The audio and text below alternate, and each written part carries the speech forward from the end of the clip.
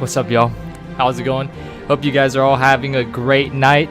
Oh my goodness, for once, Schnitzel is not the first. Oh my, Schnitzel's not even in chat. Maybe I should turn off the stream.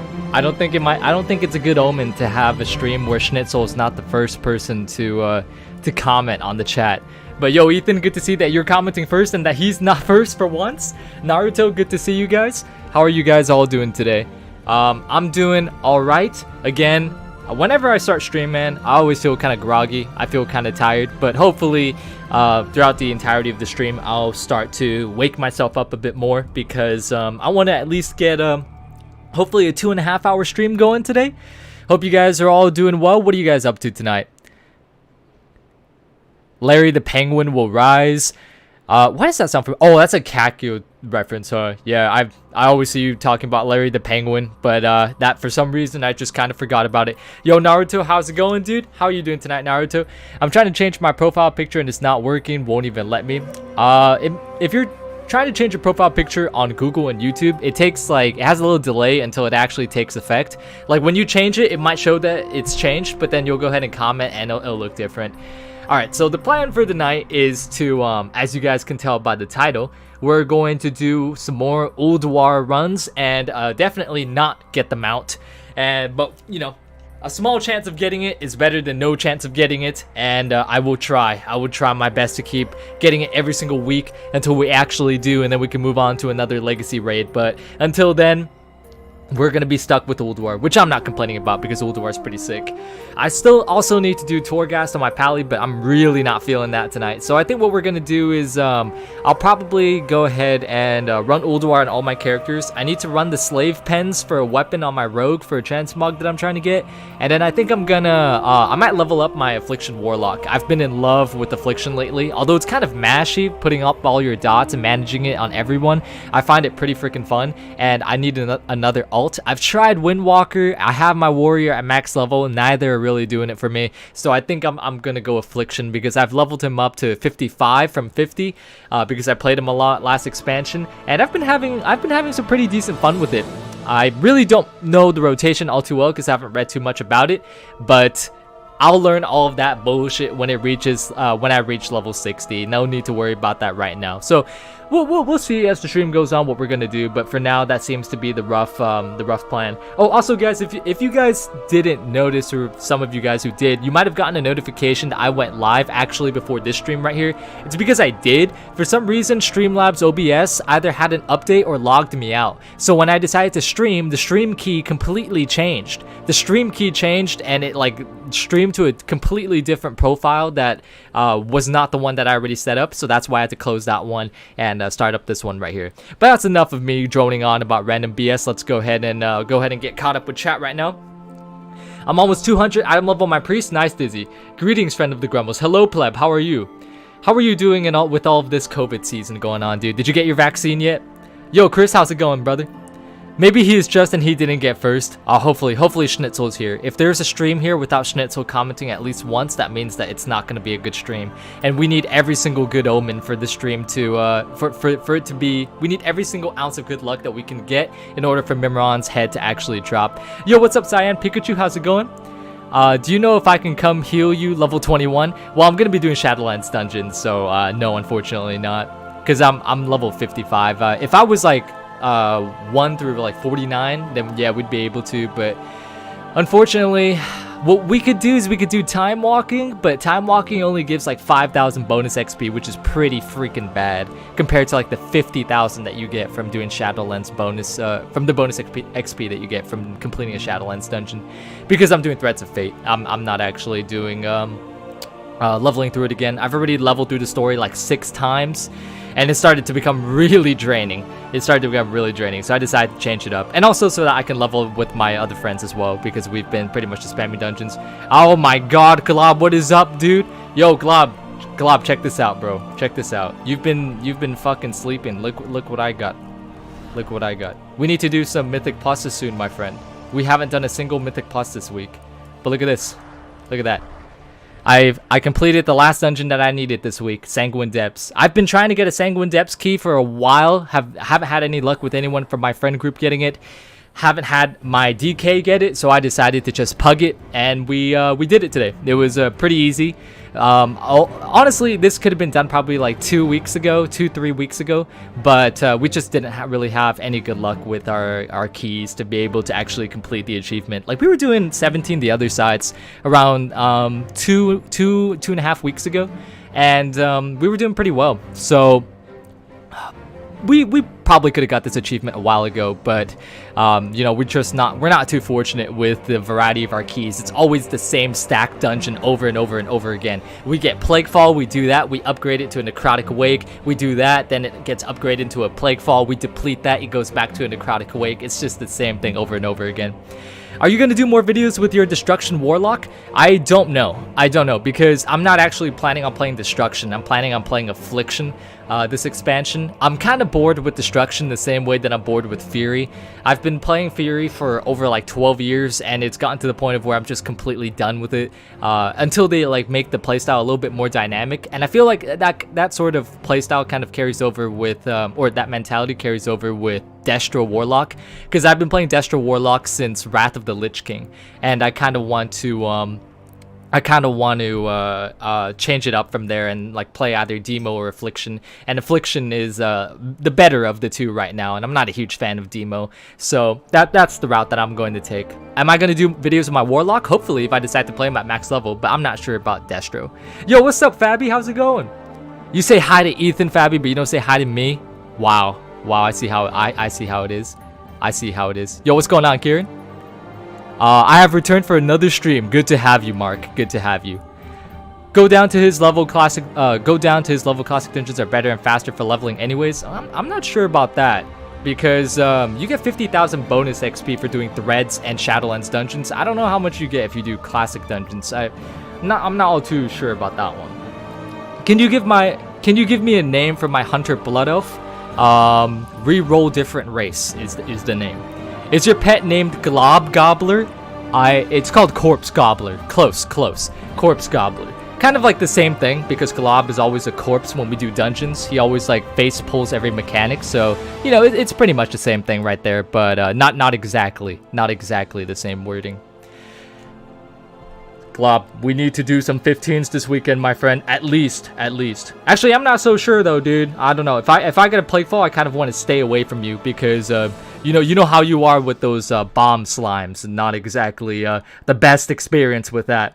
Hey, Krucial, hope you have a good stream, brother. Thank you, Hunter. I hope I have a good stream too, man. I hope you have a good stream, and I hope you have a great night. Congrats on the mount. Thank you, dude. Now, if only we can make the night. We can close the night on a really, really good note and get Mimiron's head.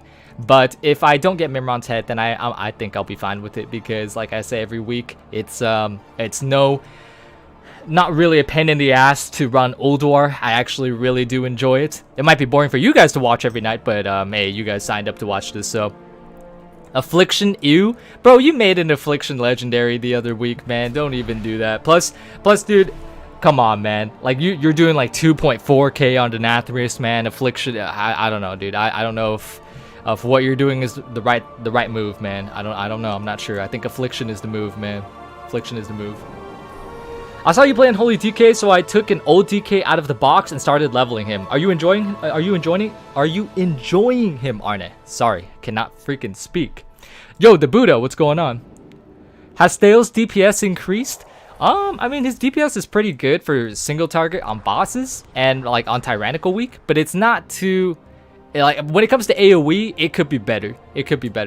But like his overall like single target damage and raid damage is really solid. It's just for some reason his AoE like declines. I'm not entirely sure what's the deal right there. I've made 3 different rogues because I wanted to have a good race, and I chose Orc at the end, so wasted like 8 hours of my life. Jeez. Well, at least you know you can't really go wrong with Orc. I chose Undead because I like the way Undead looks, but Orc has a good racial, so I can see why you went ahead and went Orc. If I didn't go Undead, I would go Orc. Orc Rogue is pretty sick. Orc is like human. It fits like almost every single class. Although I do wanna race change this guy to an Undead, but I don't really want to lose out on Blood Fury. So Affy is so OP. Affy is really good. I just need to learn how to play it. I need to learn the right when to use the right when to maintain dots, what dots to put on who, and when to start using my burst and utilizing Malefic Ruptures, because sometimes I feel as though I'm wasting my time putting up too many dots and trying to maintain them, rather than trying to actually optimize the amount of damage windows that I could potentially have. Oh my gosh, it's Schnitzel. Yo, Schnitzel, thank God that you're here. That means that the stream is gonna be good. Krucial still scared to admit I beat him on Denathrius DPS? What? Bro, okay, look. Glob, put your Warcraft logs link down in the chat, and then let's go ahead and look at mine, and let's compare averages. Let's compare averages. How about we do that? Hold on, I actually want to check to see if he out DPS me on Denathrius though. Give me 1 second. But to be fair, if he did, I gotta pay attention to the entire raid, man. All you gotta do is just sidestep shit. I gotta pay attention to fucking everyone and call out shit. Let me see here. Let me see. What the fuck are you talking about, dude? I beat you in DPS our last kill. What the hell are you talking about? Wait, when was this kill, actually? I think this is our last kill. It was our last kill. What are you talking about, dude? Get out of here. Get out of here. So bad, Glob. I'm gonna look at your average parses right now. Hold on.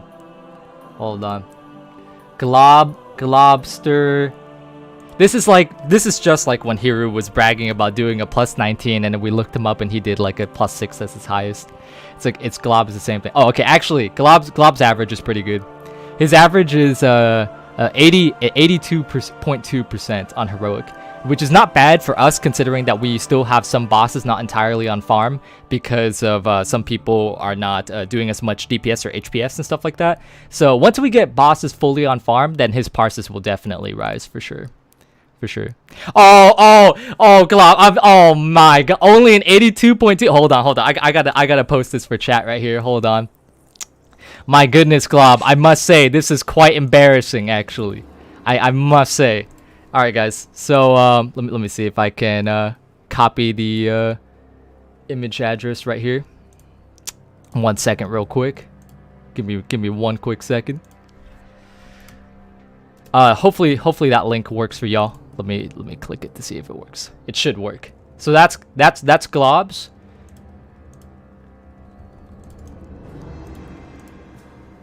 And then give you 1 quick second to Gyazo it.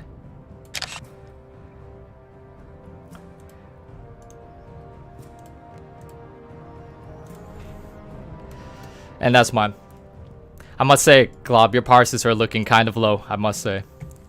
To be fair, both of our parses could actually be better, but like I said, we have certain bosses that are not on farm entirely yet, and we sometimes focus a lot on, I know I do, I focus on, rather than putting out trying to maximize my damage with Death Coil, I'm instead Death Striking to keep myself alive. But that's what you fucking get though, Glob, for fucking trying to brag, bro. Show your alliance alts some love for ally and your legacy. All my alliance alts are over on Horde right now. All my alliance alts are over on Horde, except for my Demon Hunter, which I don't play. But I can actually find my Demon Hunter right now. Give me a second. What is chaotic? So let me go back to BFA.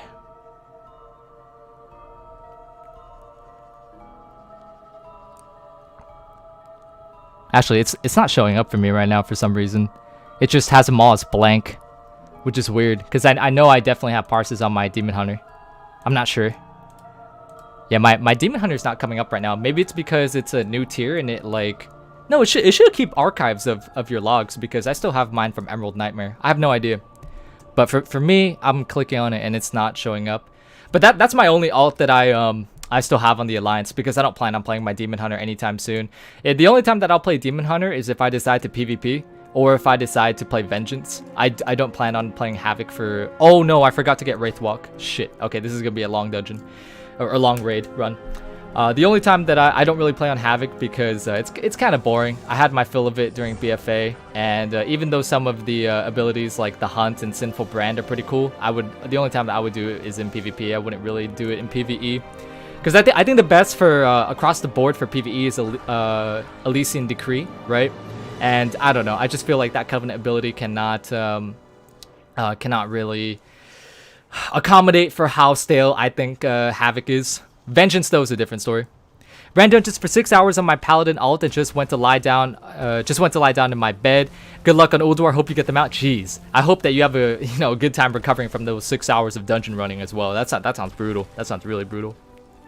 Literally 82 versus 83. This is slander. Hey, bro, I mean, dude, you're the one who called it out, saying that you DPS me out in Denathrius. So I gotta return it, man. I gotta return it. Fight fire with fire, dude. I have to be at work in 18 minutes and do an 11-hour shift, contemplating whether I should delete my phone number and change cities. Well, it depends. What do you do for a living? Is it something that, well, obviously it's not something that you enjoy, otherwise you wouldn't have even made that statement, but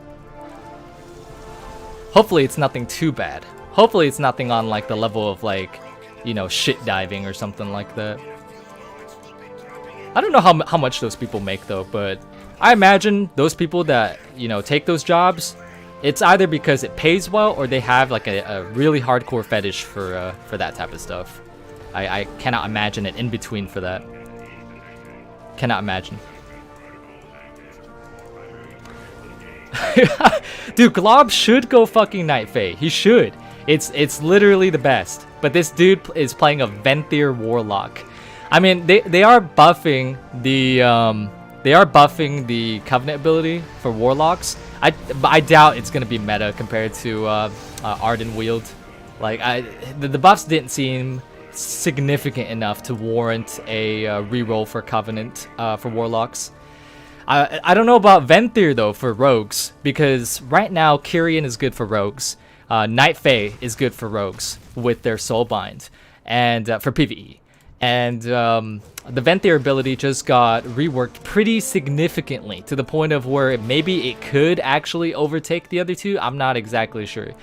But I'm not really too certain about it overtaking Night Fae though, because Kyrian is good for Rogues overall in performance, both PvE and PvP. Night Fae is good specifically for PvE. And then when you go to Venthyr, I'm not exactly sure if the Soulbinds that they have plus the reworked Covenant ability will overtake the fact that Naya's tools does so much freaking damage, the Soulbind. So I'm not entirely certain on that, but I'll have to see when the patch actually comes out, and I'll have to see what people are logging at. I don't really do too much research when it comes to hot fixes and changes and how people are theory crafting it. I barely keep up with WoW news as it is, so I'll actually take an interest to it when there's actual logs on it on Warcraft logs and whatnot. Because I really do want to re-roll Venthyr. I really do like the thematic of Venthyr. I don't really like Bastion too much. I think it's a little boring. So, and I already have it on my Paladin. I'm already Bastion on my Paladin. Right now I have 0 Venthyr characters, so I'm not opposed to re-rolling as Venthyr. The only thing that would suck though is that I would lose my followers and I would have to regrind them from like level 1 to back to like level 40 or whatever they are right now. So that would really suck, but aside from that, it's not too big of an issue. Renown should be an easy catch-up. I'm still going to ignore the campaign and just do probably Mythic Pluses and Raids to catch up in Renown and whatnot. Hiru is #1 healer. We'll have to see, Hiru. We'll have to see. We still need to do Mythic Pluses together.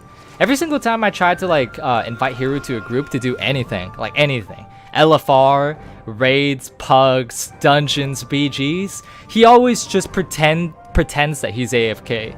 Like I send him an invite and his green availability online icon instantly switches to the orange AFK, and it's actually so aggravating. And then when I ask him why he's like not accepting my invites and why he always pretends to be AFK, he just doesn't reply. Like we're having a perfectly fine conversation, he's like super interactive, and then I ask that one question and he just goes from online to AFK again. You know what I just realized? I don't have the stream role in Discord. Oh, I'll fix that right now. You know, I'm gonna just do this the easy way. I'm gonna just fucking what was your name on Discord again, Ethan? I don't remember. Type something in general and I'll just give you the role. Krucial, for the content you should carry Hiru in a +15. I don't think I can do that if he's the healer. Like we'd need really strong DPS, and tanks. Our tanks are usually really good, but DPS and heals is where we kind of struggle with our group. But tanking is like not an issue for our group at all. So we got the tank part covered. It's just for the DPS and heal parts. If I can get like a group of like really solid DPS that can do like 5.5 to 6k overall, then yeah, 15 will be no problem with Hero, even if he just did a 6. He's this so you can get an actual healer.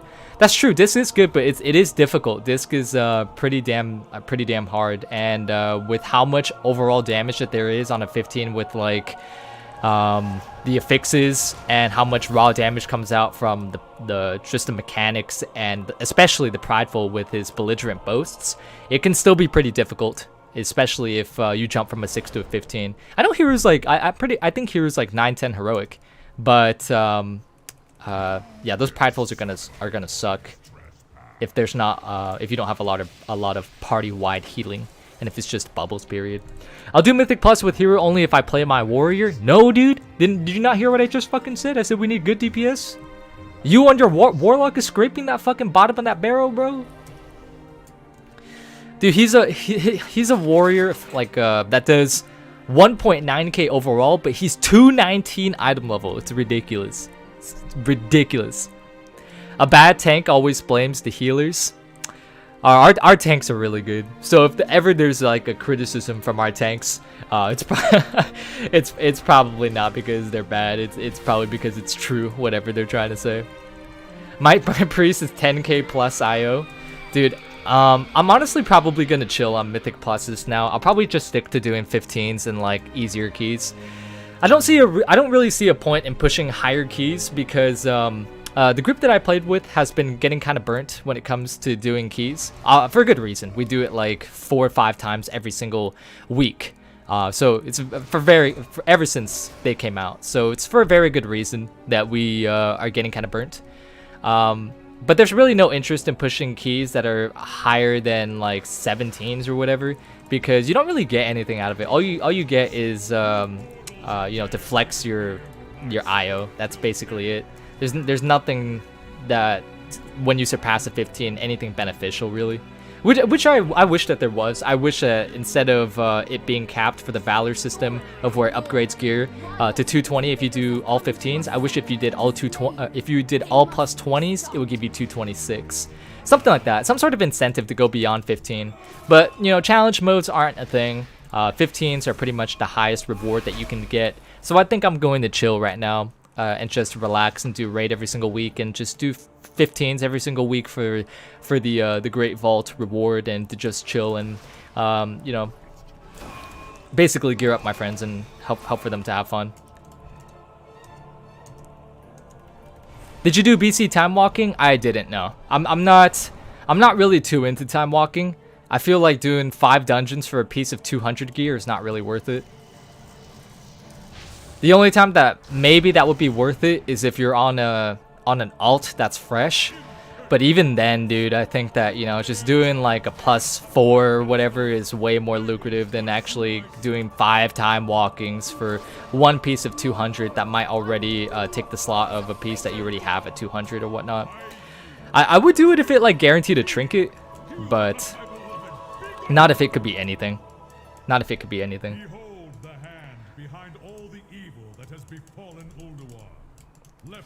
All right. Corrupted my brother and slain my wife.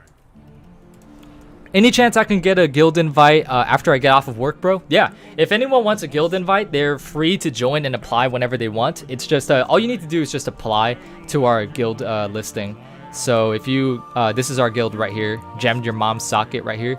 If you guys go in the guild finder and you type in gemmed, will pop up. It might not show me because, oh wait, no, I know why it's not showing. It's because I'm searching too fast apparently. Okay, I have to wait a few moments before I search again. I'm searching too fast, whatever. But if you just did what I did, we're under social and leveling. I used to put us under rating, but there wasn't a lot of people that were listing up because there's like a super saturation of raiding guilds that are recruiting compared to the amount of raiders are actually looking for a guild. So instead, I just put us in social and leveling so that hopefully we can at least get people that might be chill compared to like if we were to go on the raid listing and get like literally 0 applicants. I didn't get a single one, and we were in there for like a week. So that was pretty shitty. I applied and he declined me for being a priest, so no priests allowed. That's not true. My friend Niall plays a priest, and we do dungeons with him all the time. That is not true. Not true. 5 time walking for a piece of world quest loot. Yeah, I mean, like I said, the only reason why I would do time walking is if I knew I would get a trinket. On my rogue, I could use Hateful Chain, but even at 200 item level, that's really low, and I don't really think that that's a good incentive to for me to actually go ahead and do time walkings. I joined a couple days ago. It's great. Yo, Pooms, I'm glad that you're having a good time in the guild. I hope you met some cool new people. I was leveling up with a guildie today, a guildie that I met through, I believe he applied through one of the streams, and he seemed like a really chill guy. So yeah, if you guys are ever trying to like join a community, if you guys have no one to play with and you know you're trying to interact and socialize with new people, then join our guild. Our guild has like I think last week it had like 30 people online at one point, and we only made this guild like 2 or 3 weeks ago, so we're doing pretty good. We're doing pretty good. Met some cool new people through it, people that are really laid back, really really friendly, honestly, and it's just super refreshing. I've actually gotten some mail from people that have are just trying to support the guild. Honestly, there was somebody called L Yell or J Yell. I don't know the first letter of their name, but they donated 100,000 gold in the guild bank, which is absolutely astonishing. It blew my mind. I honestly cannot thank them enough for that. That will definitely help for repairs and mats. And then there was another person that mailed me something about a few days ago that sent me 40 feasts, or maybe that was like a week and a half ago, that sent me 40 feasts for the raids. That was fucking amazing. And then there was somebody else today that mailed me a couple thousand gold and just said like good luck with raiding, and I tried to reply to them and send them a thank you note, but I think they deleted their character or something because it said the recipient was not found. So dude, honestly, this community is like fucking awesome. There's so many chill people that I've met through here that I'm just very grateful of, that I was able to you know, make this guild and be able to find such interactive people. I was afraid that like the people that would join would either be like giant trolls or just like dickheads or people that just wouldn't talk, but for the most part a lot of these people do talk, so it's pretty cool. It's not like, you know, a constant chatter 24/7, but like it's definitely lively for sure. You get the mount this time? I hope so. I hope so. I'm a chill guy too. Let me in, please. I promise not link my YouTube channel and G-chat more than 3 times a day. Hiru, I honestly, if you want to come raid with us, dude, that would be sick, dude. I don't care what you do. You could spam your fucking YouTube channel in my guild chat 10 times an hour. I wouldn't give a fuck. But I would like to raid with you. I do want to play this game with you for sure. I do.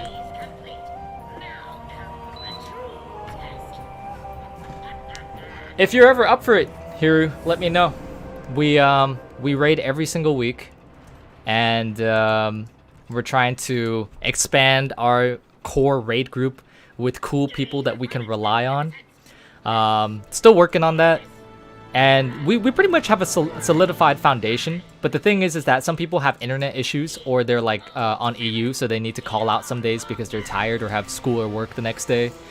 And the reason why I want to expand upon the raid roster is in case like any of those people need to call out, like the entire guild won't be, the entire raid won't be canceled because of that one person canceling. But that hasn't happened yet. We haven't had a raid run where we had to straight up cancel. Last week we full cleared the entire raid in like less than 3 hours. So it's pretty neat. I would, if you ever want to join us, dude, I would welcome you. I'm sure. you also know some of these people too. Like I don't know if you remember Nomi, Razis, or Talgeese. They all raid together with me. Just I'm a chill guy. If you let me join, I won't ask you to carry me more than twice an hour. Bro, you're not even on the server. You can't even join because you're not even on the server. And you don't even play this game anywhere, bro. You literally only play League, man. So I want to join the guild, but I'm on Kel'Thuzad. Oh, that sucks. You know, other people were telling me the other day to make a guild community, or not a guild community, a community. I've been thinking about it. Last time that that other people brought it up on stream, I decided against it because I was like, it's probably not going to be as interactive enough. Because even though there's like a good amount of people in stream chat, there's a good amount of people in Discord. when you look at like Discord, there's like over 1,000 people in my Discord server, but only like 30 of them talk. So that was what I was kind of afraid of. I was afraid that a lot of people might join, but then not a lot of people are actually going to be like too interactive.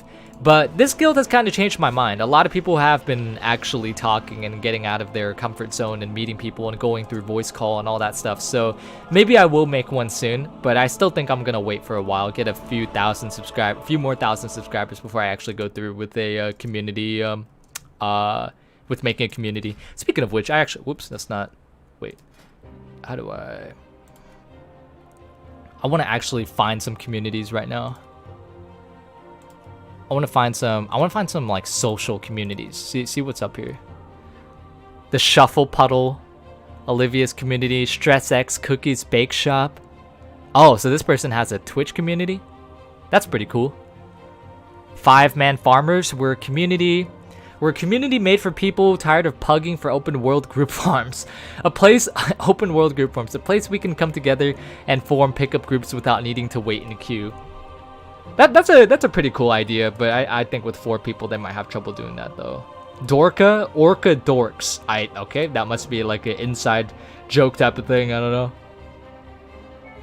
Wow, a lot of these communities actually have like 0 people though. Is there a way to most members? There we go.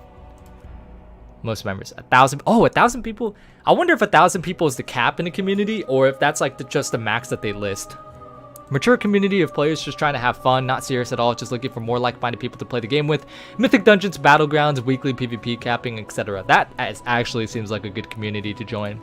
I honestly think that the Guild Finder and the community was one of the best sort of features that Blizzard implemented in their recent years. It is phenomenal. It is fantastic. It is such a good idea.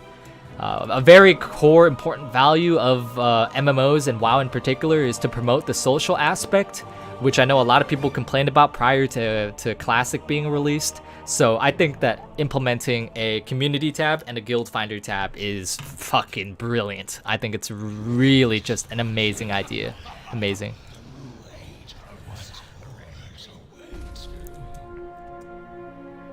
Just catching up with stream chat right now, seeing if there's any important messages that I missed. I missed so many fucking messages, dude. Get Hero in the next Mythic Plus video? I'll try to. Not in the next one, but sometime soon. He didn't respond to my offer of joining the guild, so I don't know. Question, what if you don't like the community? Then leave? I don't know. Playing on Mal'Ganis allied side is so fun, except for the ERP. They can stay in Goldshire and there's ERP on Mal'Ganis. Oh, Moonguard. Sorry, for some reason I immediately went to Mal'Ganis. I was gonna say, what the fuck? You know what I should do? I think the smart move to do would be to transfer one of my characters, like put all my BOE transmog on one of my characters that is, you know, not too important. Server transfer him over to Moonguard, sell all of the fucking BOEs for like millions of gold because our peers go crazy for transmog, and then bring him back. That would be neat. That would be neat. Oh, also another thing too is that you gotta tap target a lot with Affliction. Going back to my Affliction rave at the beginning of the stream, trying to manage agonies on everyone and all your other dots, and then, you know, just constantly having to hit tab. That's a major contributor to the mashiness of Affliction, is managing your dots. And for a caster, they're extremely mashy, extremely. I know I said I was gonna sleep, but you want power infusion during raid so you can out DPS Glob? I don't need power infusion to out DPS Glob.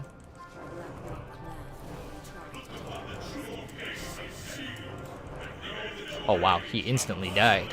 Okay, let's see.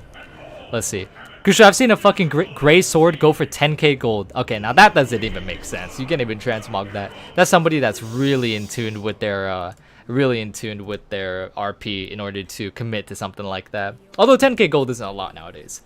Alright, so one Ulduar run done. I think now I'm gonna hop on my pal and do that. Krucial, your videos are dope. I hope you're around for a long time, man. Keep up the great work. Yo, thank you, Ibis Mark 2. Appreciate the kind words, dude. I do plan on staying around for a while, so hopefully that does not change anytime soon. It is so good that I now have an SSD. Because I don't know if any of you guys remembered, but when I used to level up, or used to stream back in BFA, and I had a hard disk, bro, the loading screens in Borealis took ages. So I'm very happy that I have an SSD now. It's great. Alright, let's get all of this trash gear out of our bags. Hope that we don't vendor any of our actual current Shadowlands gear. Alrighty, so I don't think that recipe will go for much, or it won't even sell. So let's go ahead and hop over to the Paladin, which is right here. Damn it, Justin has more gold than me now. That's just one character, Theo. Remember, I play like 4 of them, bro, so that's just one character. Any thoughts on Arms Warriors? I really like them, but it seems hard to put out as much DPS as ranged DPS. I know Fury is superior to Arms in PvE, but Arms is pretty solid in PvP. Any thoughts? They were doing middle of the packish and better than Fury in the beginning of the expansion. But since Fury got its flat buffs and hot fixes, then Fury started to become pretty strong. I know for the last 2 weeks, Fury actually out DPS'd Unholy in the rankings for Warcraft logs for Mythic Plus. Not for raids, for Mythic Plus. And that was actually pretty astonishing. But I think now they've gone back to their original positions, and Unholy is beating Furies at the moment. I think that if Unholy didn't have a cap to their... If they didn't have a cap to their Scourge Strikes while you were in your death and decay, then Unholy would climb the ladder for DPS rankings for sure. But at least Epidemic is uncapped though, so. Speaking of Warriors, is Fury better for Mythic Plus and rating than Arms? Yeah, it is. Now it is. Actually, let me make sure on the 95th percentile, because that's just Heroic and Mythic in general. Fury is doing better. But if you actually want to look at like as accurate as you can be, you'll look at Fury. Yeah, Fury is. I mean, you'll look at the 95th percentile Mythic rankings. Yeah, Fury's better than Arms. Because that's pretty much like as accurate as you can get to the people that really know the ins and outs of their class. You go to the 95th percentile for like endgame, for like Mythic level endgame tier, and it's just that's pretty much what you can like gauge it on. Because Heroic and like, if you look at overall Heroic and Mythic, a lot of the performance and like rankings are going to be skewed by how many parses that there are compared to if you were to limit it down to like the 95th percentile and just gauge and look at those, so like everyone that knows the ins and outs of their class. It's just more accurate in that sort of situation. Hey, just I love your YouTube content. What raid difficulty do you plan on doing on Zul'jin with your new guild? So some people wanted to talk about getting into Mythic, because we've been clearing Heroic pretty easily the past few weeks, but I don't really have any interest in raiding Mythic anymore. The thing is that we kind of have attendance issues right now with some people calling out because they're EU or because they're sick or because of their internet. And when you're missing out people from Mythic raid, especially since you need 20 people, I would rather really not pug that shit. Really not have to spam trade for that, and just the hassle of having to deal with managing a group Mythic difficulty just doesn't really appeal to me.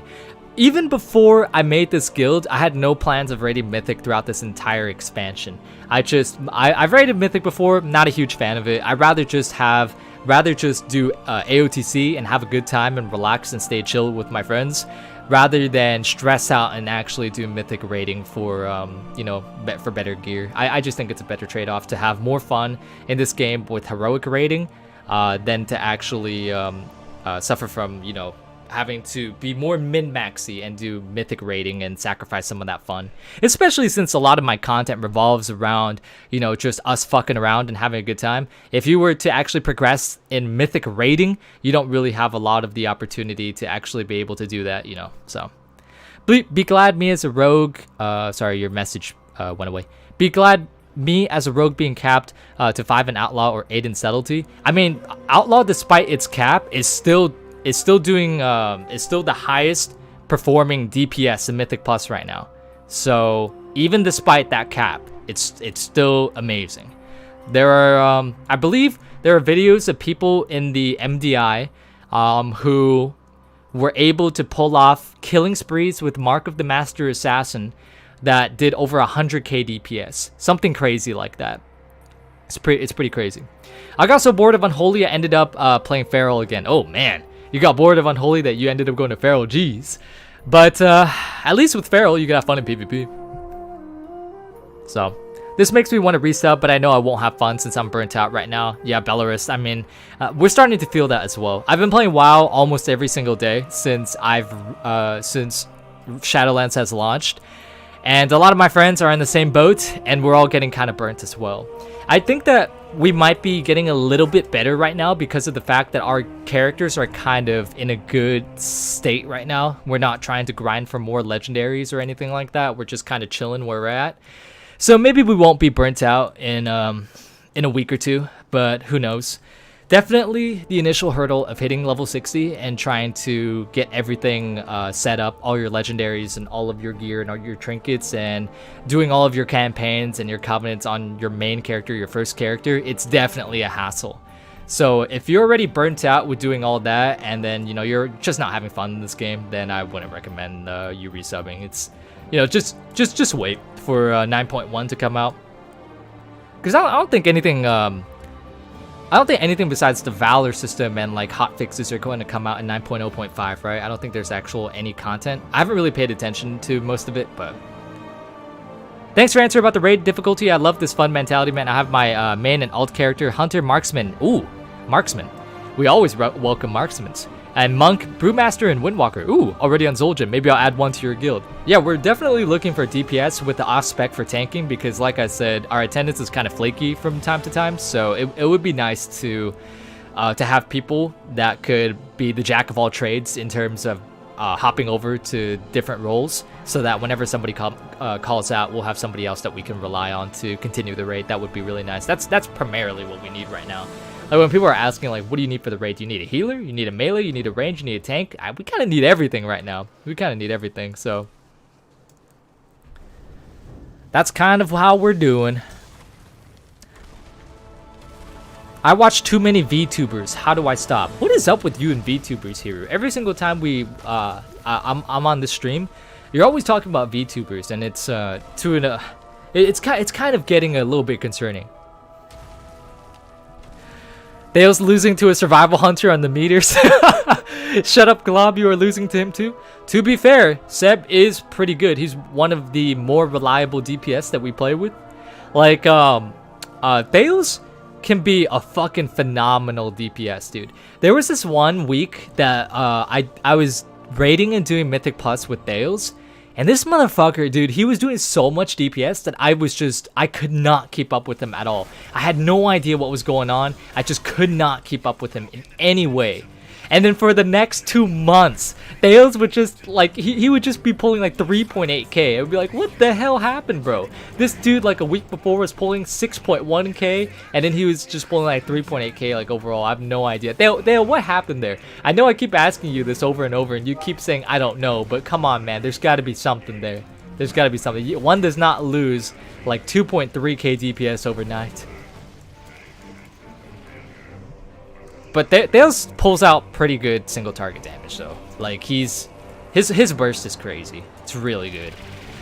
A good example is when we do Hakar on the other side, and then we have Lust stacked with Prideful. My god, dude, the damage is insane for Thales in particular. He's doing like, I don't know, 20k DPS at like the beginning or something. It's pretty good. This was made by Destro Gang. Glob, you need to join the meta specs and play Affy, my friend. You need to play Affy. Dan plays Affy, and he's enjoying it. Oh my gosh, I'm still in combat. Oh my god, look at this lagger back here. One day I will take all my motivation and level up my survival hunter. Just don't. I'm not sure if that just don't was in reference to the fist weaving part or in response to the survival hunter part. Well, I'm playing Ret Pally on retail and Prot Warrior in Classic. I really like Warrior in Classic. I really like the playstyle of Warrior in Classic with all the stance dancing. but I don't think that that type of playstyle would survive in retail, because the APM in retail is just too extreme for you to be able to think about stance dancing on top of how much buttons that you're currently pressing. You would definitely have carpal tunnel if you played a warrior that required stance dancing in theory, in addition to the already high APM nature of class design in its current state.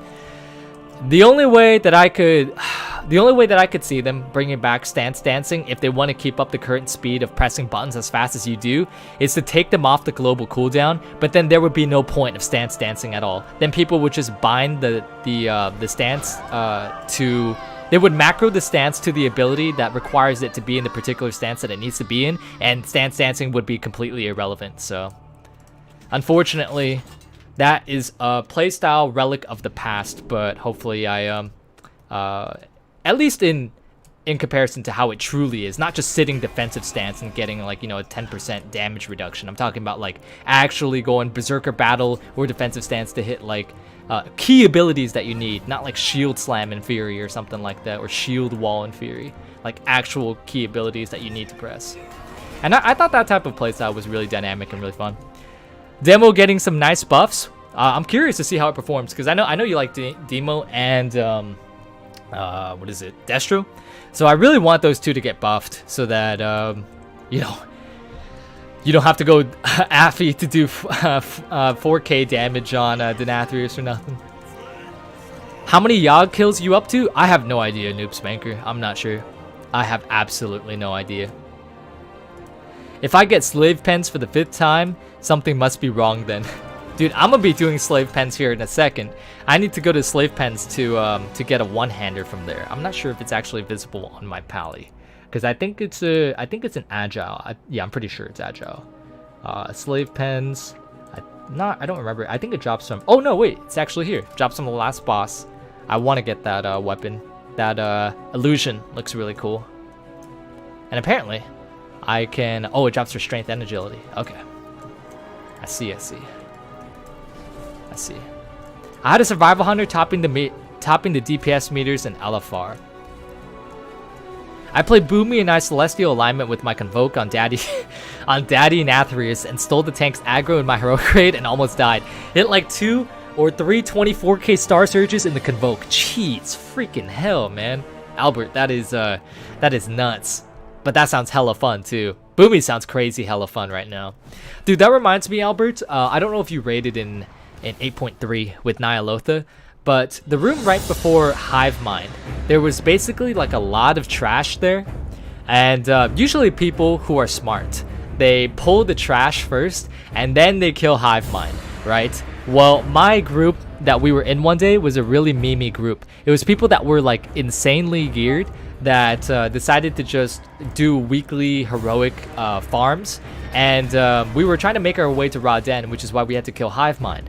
And so they wanted to go for legendary parses, so what they did was they pulled the trash pack with Hive Mind, which is actually how some people parsed as high as they did on Hive Mind, and it was crazy. I used my my Azerite beam like 2 seconds into the pull, and I instantly died. So I didn't get any legendary parse that night, but I think a lot of them actually did, because they were pulling off crazy high numbers, super inflated by like the 10 additional ads that they actually pulled. That shit was pretty cool.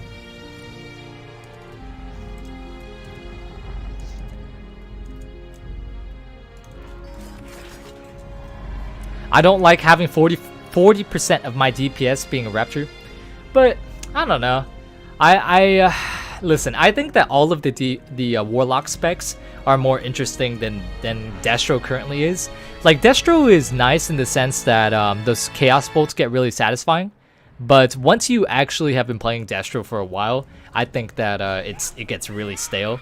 And I actually kind of like the playstyle of Unholy, aside from the nature of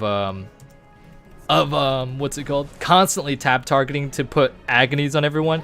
I mean, that's the nature of the spec, right? So it's kind of ironic for me to say that, but at the same time, I love putting dots on like At the same time, at the same time of me hating putting dots, agonies on everyone, I also love it when I do, because then I can malefic them all the way. I could just malefic and just, you know, pad the meters hella fucking high. But I'm just curious to see how the numbers are gonna look like when I'm actually geared, because right now he's only level 55, so he's not doing anything crazy. But when he actually goes to you know, is actually min-maxed, hopefully sometime soon. Hopefully I don't end up abandoning this character, because, you know, managing 3 characters is already enough. But hopefully when that time comes, I can see my burst pulling as much as like me on Unholy right now. Because sometimes on trash packs for Unholy, I'm pulling like close to 20k. I think I reached. I think I actually reached 20k last week. I'm not entirely sure. It might have been like 19k or something like that. But I've seen a Warlock pull like. An Afi Warlock pull like 19.8k or something like that, something crazy, and it's just, that looks so satisfying. But at the same time, you got to put in actually a lot of ramp up time into setting that up. Not an enormous amount, but a significant amount. So you kind of want, I don't know, I might actually play Destro as well, because on weeks where we do low keys and it's not Fortify, it might be a pain in the ass to play Affliction.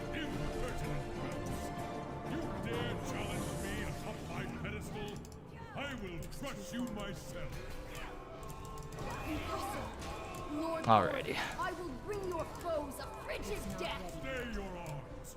I yield. Thankfully, I'm almost done with Mythic Pluses for the week.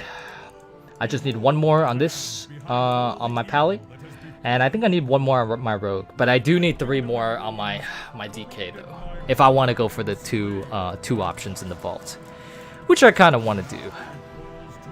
Because I'm usually never too lucky with my Great Vault for the raid selections. They're usually never ever Denathrius picks. It's always picks from like, I don't know, like the first few bosses. I've gotten like the shoulder option from Hunkering Destroyer for like the past 3 weeks. Rapture doesn't hit hard till you have to set up Corruption, Agony, Siphon, and Raw and Phantasm. And you still lose to Fire Mage. I mean, dude, Fire Mage is the second best right now. They have uncapped damage. Like, comparing a class to a Fire Mage isn't really fair. Like, you can say the same thing for Unholy. You have like ramp up time, and then you set up your Death and Decay. You Scourge Strike 5 enemies that are around you, and then you Epidemic with an uncapped amount, but you're still gonna lose to Fire Mage. But like, Fire Mage is like really good right now. So comparing something to Fire Mage is kind of not really too fair, considering how good they actually are. I've done 0 Mythic Plus this week. Well, you haven't been on, bro. You haven't been on. Except for like on Tuesday, I think. But I'll be down to do some probably tomorrow. I don't know about Saturday and Sunday because I get so tired after raid, dude. But I'll try to do some on tomorrow if you're still up for it. See if Isig wants to tank some. I like playing my Pally, but I don't like having to tank every single dungeon. I want to at least get other keys on my other characters, because for the past few weeks, dude, I've been getting over 10 Mythic Plus keys on my Pally every single week, because Raz usually isn't on throughout the week to tank our dungeons. So it kind of puts me on the spot. But hopefully with, I know Isaac likes to run Mythic Plus with us, so hopefully he's down to run some Mythic Plus. He usually always is. He's always on. I want to see if he's on right now, actually. He is not on right now. He's probably asleep. You remember Gladiator Stance back from WoD? Yes, I do. I actually didn't like it when it was out, but I remember it being like a lot better than Fury at the time. So my guildmaster kind of pushed me towards playing Gladiator Stance, and I wasn't a huge fan of it, but I would take it currently over the current state of Fury. So I would actually like for it to come back. That would be pretty neat. That would be pretty neat. Yo, so the past few streams, I've been kind of like critical about Blizzard for some of their storytelling. So for this stream, we are going to be fully positive. We're not going to be negative in any way towards Blizzard, in any way, or at least I'll try not to be.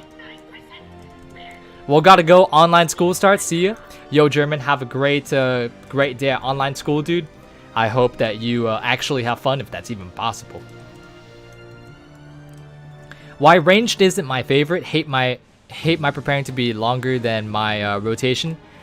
At least with ranged, you don't have to worry. Like, Spiteful is easier to manage and Storming is easier to manage. If you, and Quaking too. A lot of affixes are easier with the range. If you run 2 or more melee in a group and it's like Quaking weak, or it's Spiteful, or it's Storming, oh my god, it's so AIDS, dude. It's terrible. It is terrible. It is not fun. Oh my, I really hope that Storming never comes back. I'm glad that like Skittish isn't a thing, but man, dude, I don't know about Storming. I'm not a huge fan of Storming. But a lot of the affixes now are a lot easier than they were back in Legion. A lot easier. Like Bursting. You can dispel it and it does like barely any significant damage. Unless like maybe if you do really high key and pull a lot of shit. I just want 9.1 to buff Demo and Destro, and I don't care what else happens. Unless patchwork bosses. You don't like patchwork bosses? You don't like patchwork bosses, Claude? Who the fuck doesn't like patchwork bosses? Like, I get maybe for like somebody who like actually enjoys like mechanics and learning a new boss for the dynamic gameplay of it, but like on a parsing perspective, dude, everyone loves fucking patchwork. But Crucial Anduin is going to be the next Lich King. Well, you know what, Ethan? I'm curious to see how they're gonna take Anduin. I'm curious to see. The animations in that cutscene were really nice. Yo, what's up, Brad? How's it going? It's easier, yeah, but it's not as fun in my opinion. I mean, you're preaching to the choir, Belarus. I love melee. I cannot play this game without being melee. The only time that I would main a range over a melee is if my wrist gets too bad to the point of where the APM on melee is too high and I cannot manage pressing like the buttons because it just hurts my wrist too much, and I'll swap over to range because of the cast time. That's like the only way. That's the only way. So you're preaching to the choir on that.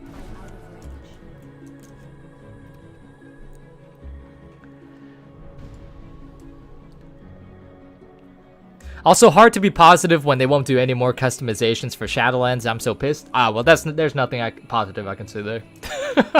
But I will not bite into any negativity by furthering it with any negative talk.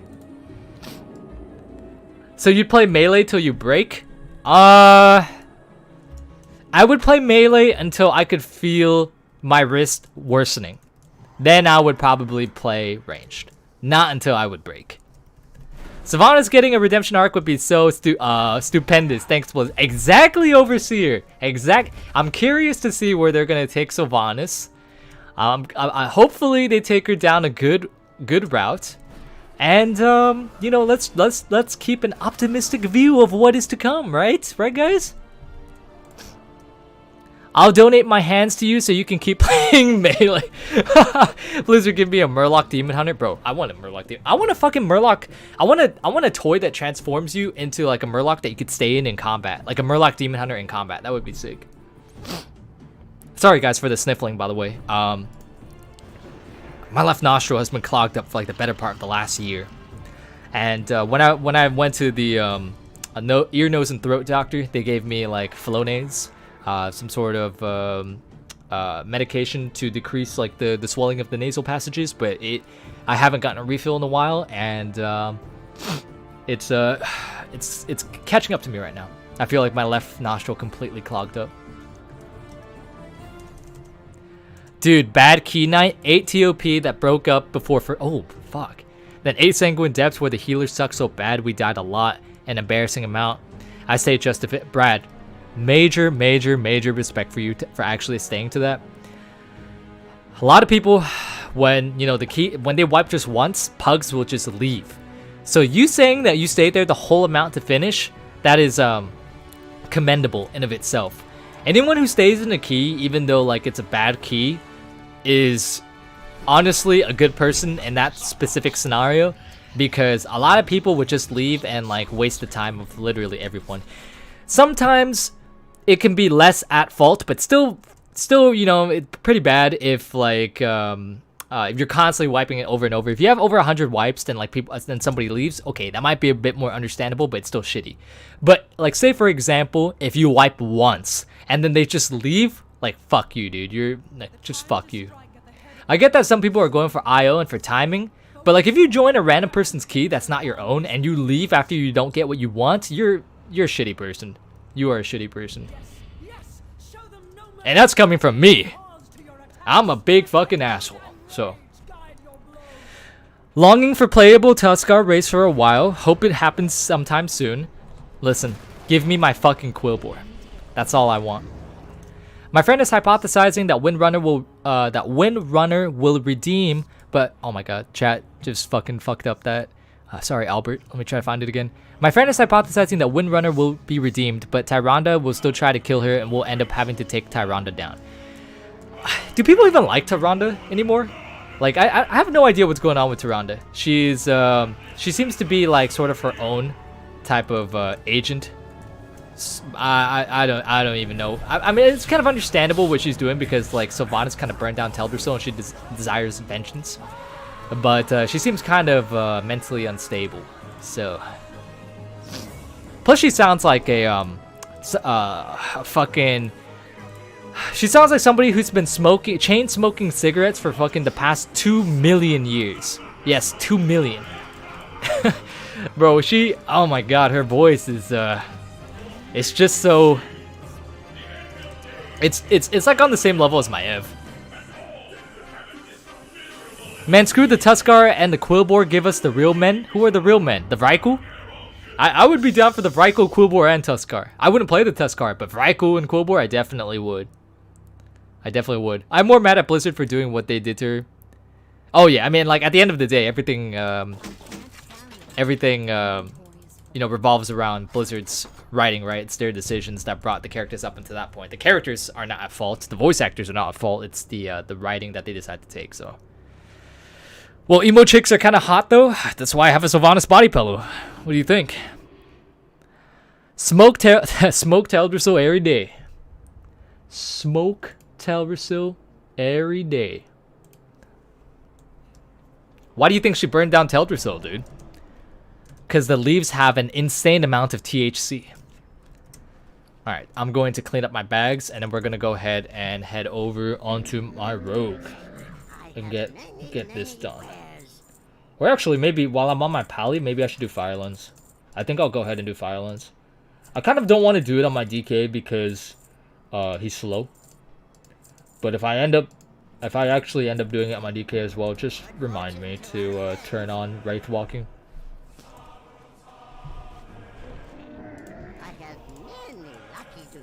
Listen, I'm just saying that Sylvanas' model, like in-game model and BFA, it's not too bad. Blizzard did kind of a good job with it, you know. It's very nice, I must say. All right, let's go ahead and go over to Orgrimmar, where we take our portal to Mount Hyjal.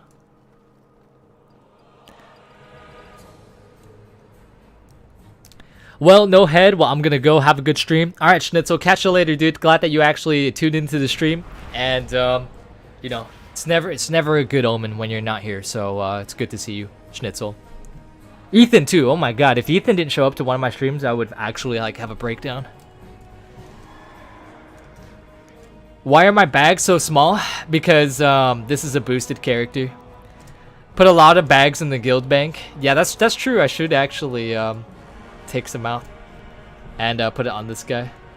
But yeah, this guy was a character that was boosted this expansion. Yes, this expansion. I can't remember if it was in BFA or in Shadowlands, but I think it was in Shadowlands.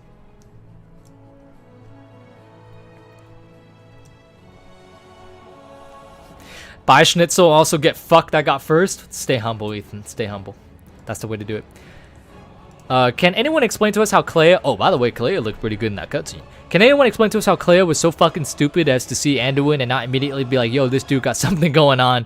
We're literally soulbound. Listen. I'm sure that it's something that Blizzard will go ahead and explain in deeper depth later on. It's just something that we probably haven't thought about yet. Probably something they'll explain later on. You know, we gotta give them time, and then they'll probably figure it out, you know? Oh, something that I also want as a... Okay, so this one could actually be an allied race. But I kind of want motherfucking, like, Nathanos model undead. Like, actual human undead. Not the Forsaken models that they have, but, you know, like the human models with undead textures. I feel like that would be really easy to make, and, you know, it would kind of fucking make sense. So, and it's not even an allied race. That could be... Oh, fuck me, dude. That could actually be an additional customization option that they... could have added in had they decided not to flat out say that they wouldn't. Hopefully, though, with the amount of backlash that they got for that, they'll go ahead and revert the decision, because my god, people got super mad at that. People got more mad about Blizzard not adding in not announcing more customization options later in this expansion, more so than they did when they saw in the Zots cutscene. And the Zots cutscene was like literally the epitome of disgustingness. Oh, I fucked up. I was negative. I fucked up. That's on me. I apologize. The Zot cinematic was interesting in its own different way, I guess you could say.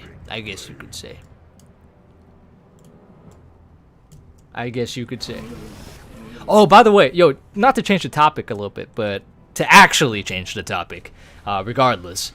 I was watching one of Lazy Peon's latest videos where it was, the video was titled Life is an MMORPG or something like that. It's some sort of series that he does. I don't really keep up with Lazy Peon a lot, but it showed up on my feed and I was like, hey, it's Lazy Peon. So I wanted to see what that was about.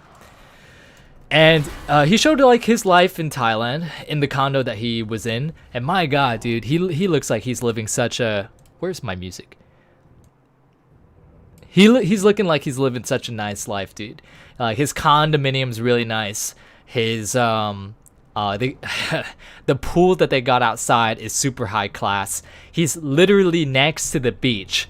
And when he said the amount of rent that he pays for that nice looking of a condo, my jaw was on the floor.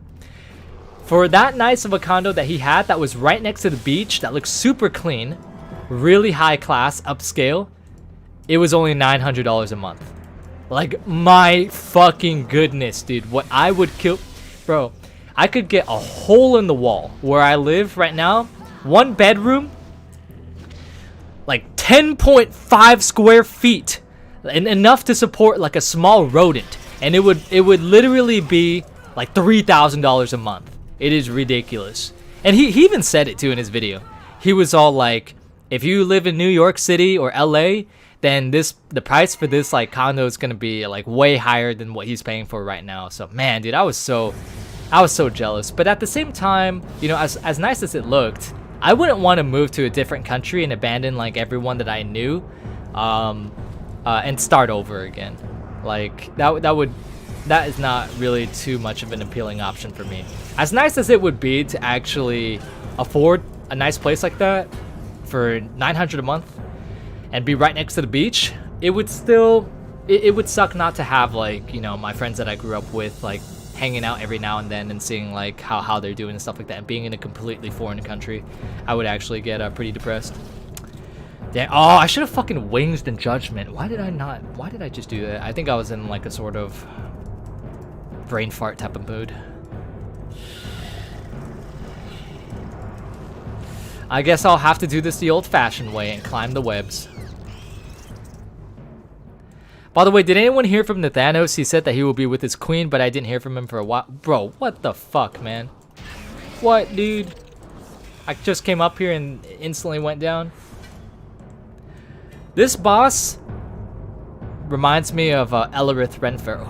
That was an interesting fight in Emerald Nightmare. So chaotic. That fight was so chaotic. I loved it. The reason why I loved it was because I was able to utilize Heroic Leap to my advantage. If I was playing Death Knight at the time, though, I would probably hate that fight so much. With the mobility and then like with fucking up my positioning, I would probably die a lot more. But on Fury, it was pretty fun for the time.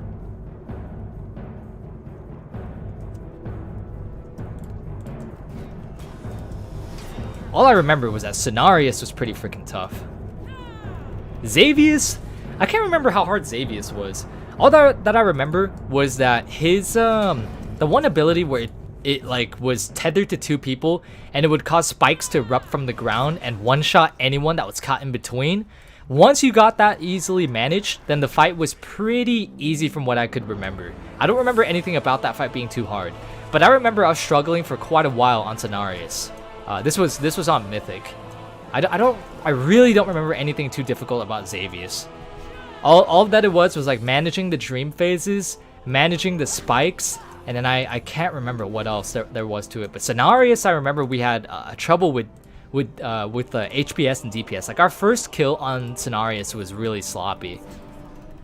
It was on the verge of a wipe. It was like 3 seconds away from a wipe or something.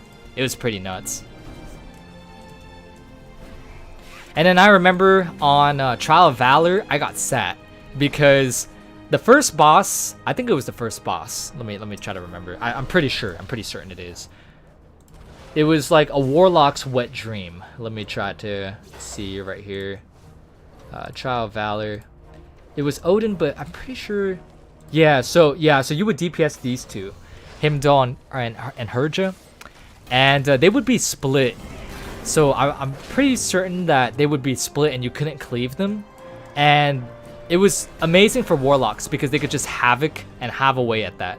But for me as a Fury, I remember it being like kind of annoying because there was a lot of downtime between us running between sigils and running from mechanics, that my DPS was really bad on that boss and I actually got sat. And but I was brought back in for Gwarm and Helia. Helia was pretty intense. I don't think I stuck around for us to kill Mythic Helia. I think I stopped raiding at that point, but I'm pretty sure I got in a few Mythic attempts with Helia. Even on Heroic, Helia was pretty gnarly with her wave mechanic and managing all the ads and the Mariners and stuff like that. I actually really like the Helia fight.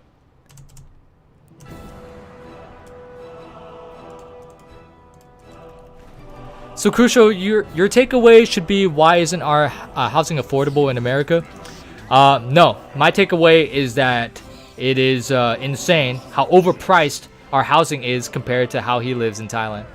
But at the same time, I envy him. Beer gonna get more pretzel pizza and die from too much sodium. Hopefully that doesn't happen. Don't get kidney stones. Do not get kidney stones. Yo, what's up, Brayden? How's it going? So glad I moved from California, to be honest. California is nice geographically, but the congestion on the highways is pretty extreme. It's one of the reasons why I actually do want to move out. But it's a really nice state overall. I don't think I will actually ever move out, though. It's just one of the reasons why if I ever did move out, I would. You got crazy drivers. The highways are really congested. The pricing, the cost of living is insanity. It is insanity. Not even to mention the fact that you have to, you know, like with America's fucking healthcare system, if you don't have a job that gives you benefits, then you know you have to pay out of pocket for an actual healthcare plan. And then on top of like the high cost of living for being a Californian, it's fucking tough, dude. It's fucking tough. It's really rough. That's why y'all gotta take them raid Shadow Legend sponsorships.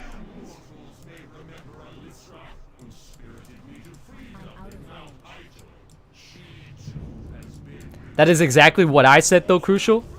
Well, I mean, that's my opinion on it too.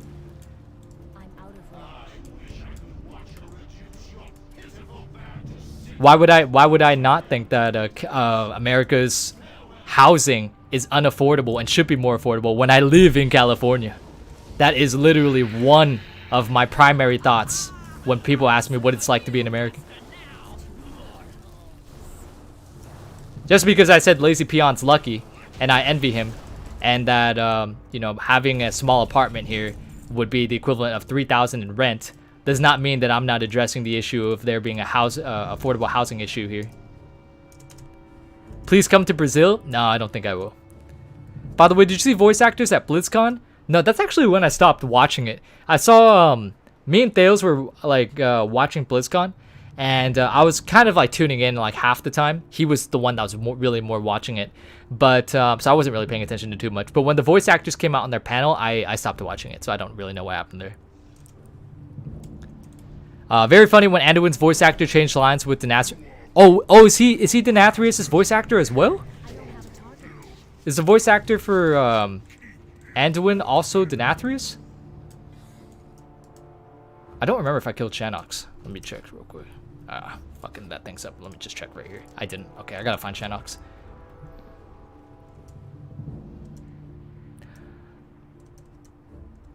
If I come to Brazil, I'll get robbed by somebody from a Mechanohog.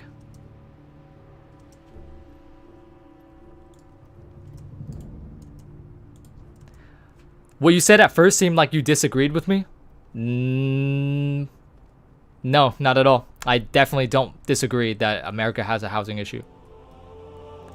Just because I said that it's insane how cheap that he's living over there and how much how much it shocked me, doesn't mean that. I mean, like I literally opened up by saying the shit about the 10 square feet apartment being $3,000. Why would I not agree with what you said?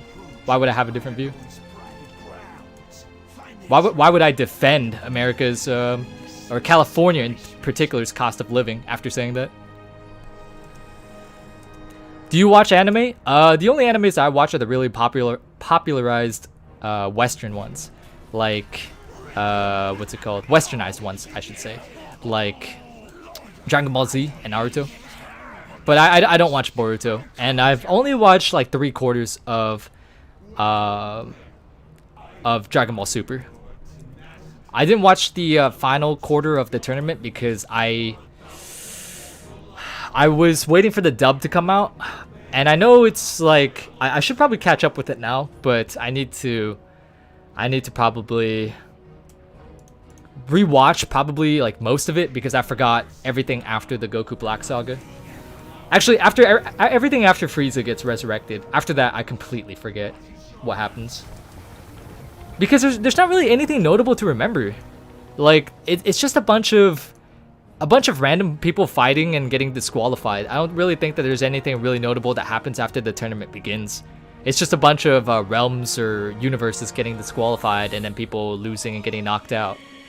It's not like anything like the Android Saga or the Cell Saga, where like when Jiro died, that would be something noteworthy that, you know, or like when Android 16, I think was his name, when he gets resurrected.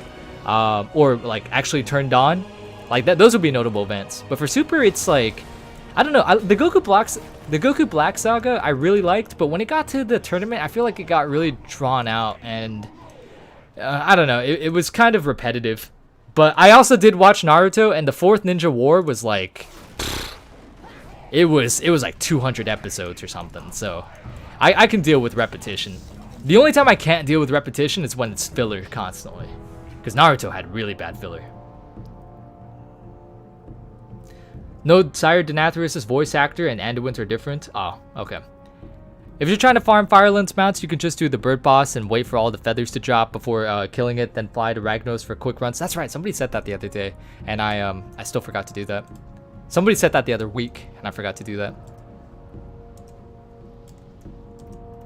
I paid less than $600 a month for a 600 square foot, 1 bedroom, 1 bathroom apartment in Houston. That's pretty good. That's really good. Yeah, I mean, when you go into like Texas, or you go into a lot of the interstates, the pricing gets a lot cheaper than when you compare it to New York or you compare it to California. And my uncle was talking about the other day about would I ever contemplate moving to Texas. And like I said, I don't want to move out of California, but if ever the opportunity arises that I could get a really nice house, really nice and big house for a fraction of the price that is offered in California, which obviously is the reality of it, and it's on the table, and it's it's something that I'm actually open to, then that might actually be the case. But that would pretty much be the only case that I would move out of California, if that was on the table. Because I have the benefit of like working from home, so since I work from home, I don't really have to deal with a lot of the congestion from the highways or anything like that. But when I used to go to college, man, there were some crazy drivers. I remember when I went down south, it was more upscale, and people were people, you would think that because they would drive, you would think because they would like have nicer jobs and they would like be richer than like if you were to go to other areas, that they would take more care in how they drive. But it was actually the opposite. They would be a lot more sloppy and they would be a lot more crazy too. Every single time I went down there, man, always one crazy driver. It was freaking nuts.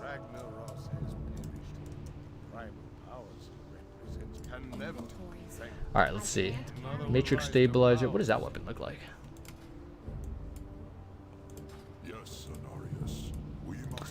No smoldering egg. All right, I think it's time to go back to Ulduar now.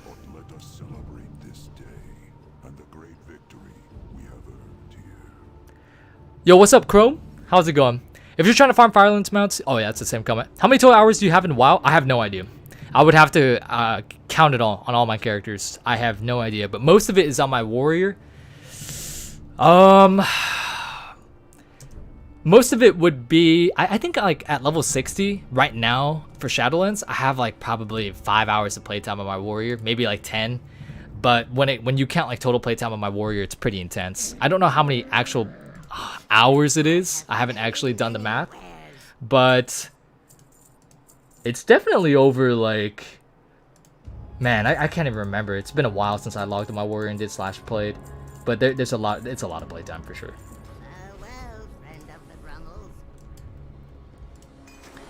That's just city driving for you.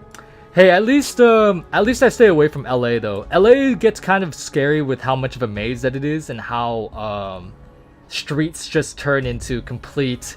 It's like going into a raid fight without knowing any mechanic. Sometimes that's how it feels like to drive in LA. Not to mention the people that are driving there sometimes are usually lost as well.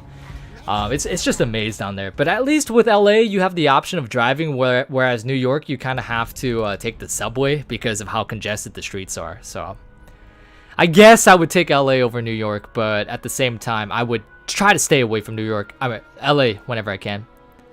It's mainly if you're not in a city, housing prices aren't bad.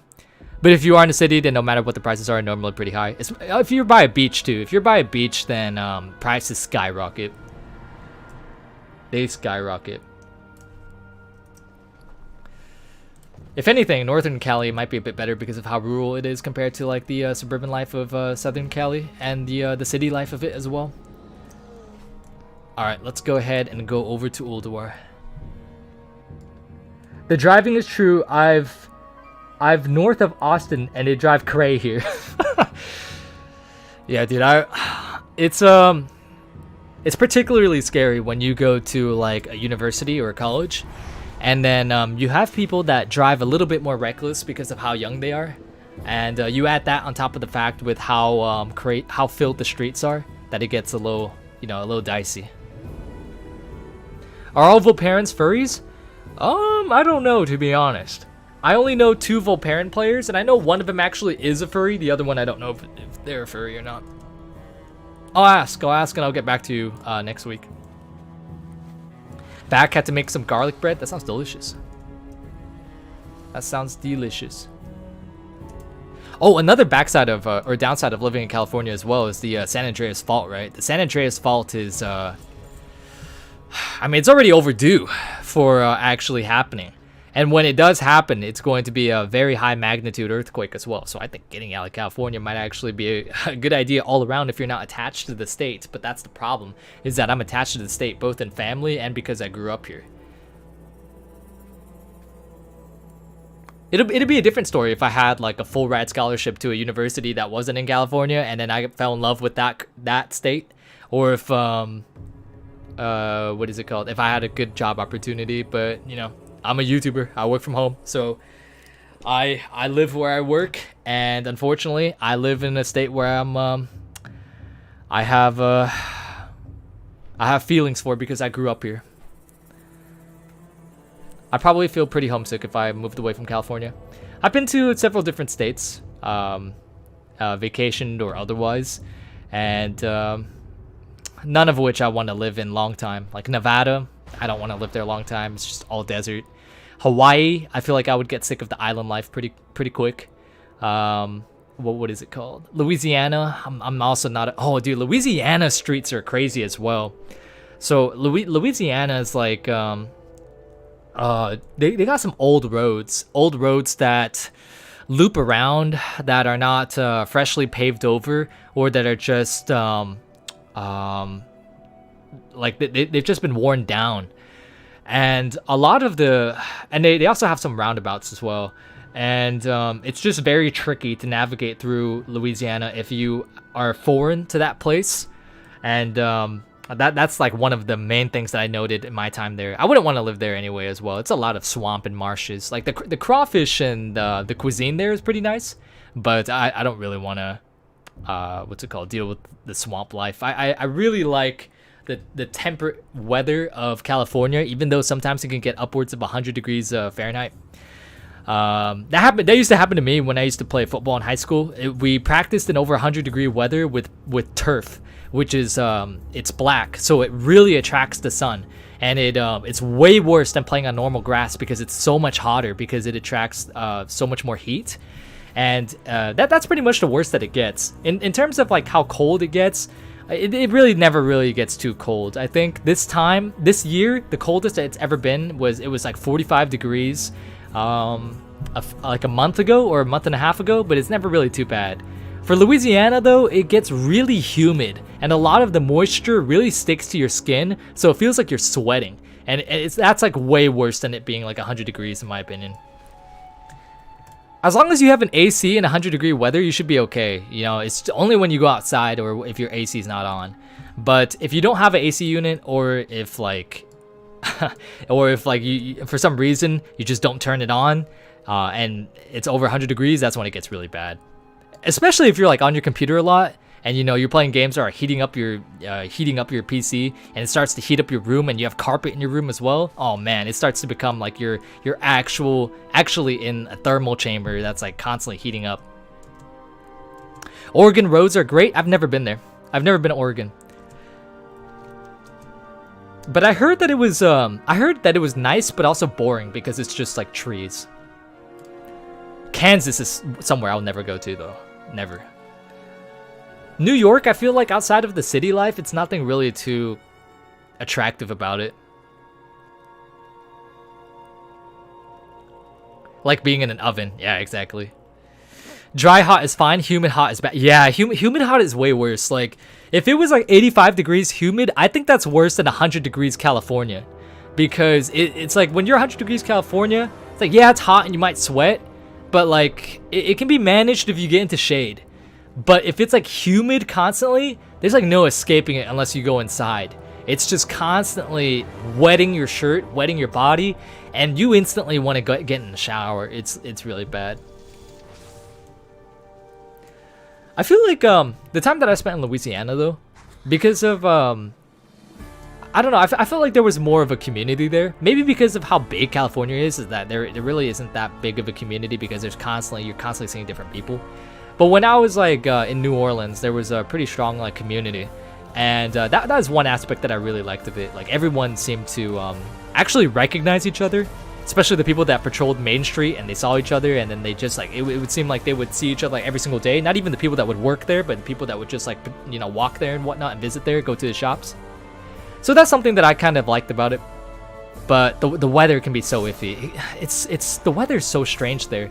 One day it could be like really rainy and really cloudy. The next day it's just completely humid and hot. With like California, we got that too, right? We got the range and variety when it comes to weather, but it's usually for the most part restrained in the sense that it doesn't shift automatically.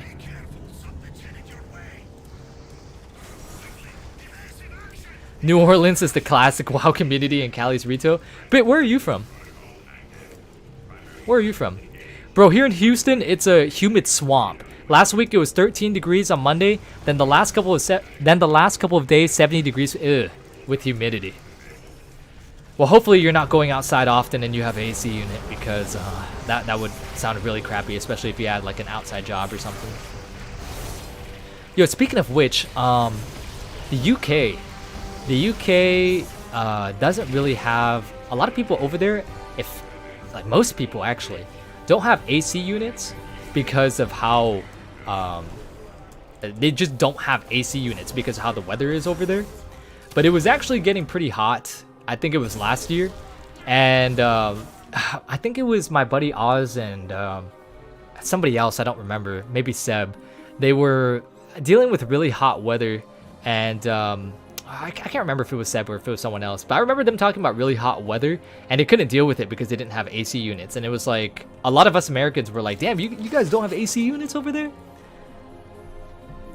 They have like heaters, but they don't have, some of them don't have AC units, which is kind of shocking.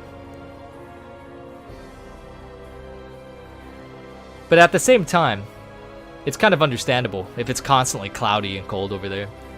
But with global warming constantly progressing, then you know, AC units might be something that might become more of the norm over there in the next decade or so.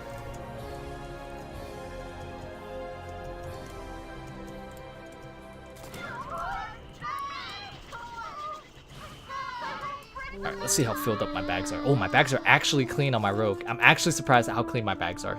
That's insane. Oh, you live in Kansas, Bit? Dude, how is it in Kansas? How is it?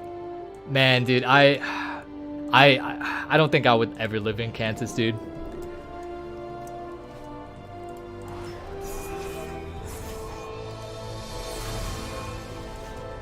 I have an AC and a heater. I live in Canada. I mean, dude, in Canada it gets cold as fuck. So yeah, having a heater would be very, very, very, very sensible.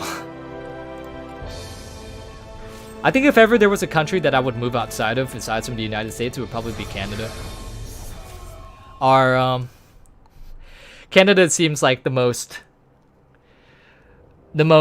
just temperate of all of the all of the denizens of North America. Because Mexico is a bit scary. America is crazy with its constant division in politics. But Canada seems, even though there's like, you know, constant bashing on Justin as well over there, it seems to be rather chill compared to how it is in America. Hopefully though, now that things have simmered down and the general election is over, the new administration has moved in, there will be more there will be less calls to anger and Twitter ravings, and more restraining in, you know, in everything. Because, man, dude, you cannot get an escape from politics if you live in America. Work, school, wow. It was just constantly people talking about politics, man. And not even trying to, like, accept other people's opposite beliefs, but just attacking people. Like, no matter what they believe in, pretty much. How late is it for you? It's 8:30 in the morning here. It is 11:30 right now. It's 11:30. You're right about the AC in the UK. We weren't prepared for the climate change. Yeah, I mean, with how things are going right now, I mean, we're eventually making the transition over to electrical powered cars and whatnot, right? But until then, and a lot of other adjustments, fossil fuels and a lot of other greenhouse gases and contributors to global warming will continue to make the world hotter and hotter. So until that actually comes, until that transition comes through to fruition, it might be wise to actually invest in an AC if that is even an option over there.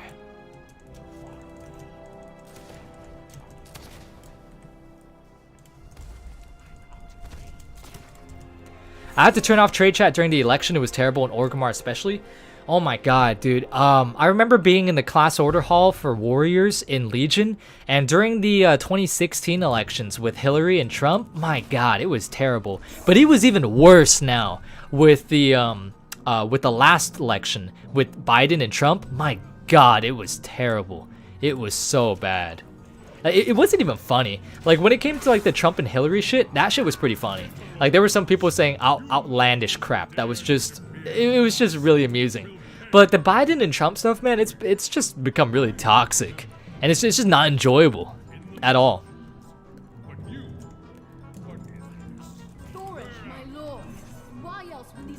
No aspect of it was enjoyable. Not too bad. Hope you can get the head. I hope so too. I hope so too. Sup Crucial, much love from Denmark. Yo Marcus, much love from America. You know, a very surprising thing is that when it comes to my demographics for my viewers, of course the top demographic are Americans, but then it actually goes to Germany, and then it goes to Sweden and then Denmark, or it might flip flop the two. It might be Denmark and then Sweden, which is kind of crazy, because Denmark and Sweden don't have a really crazy amount of population.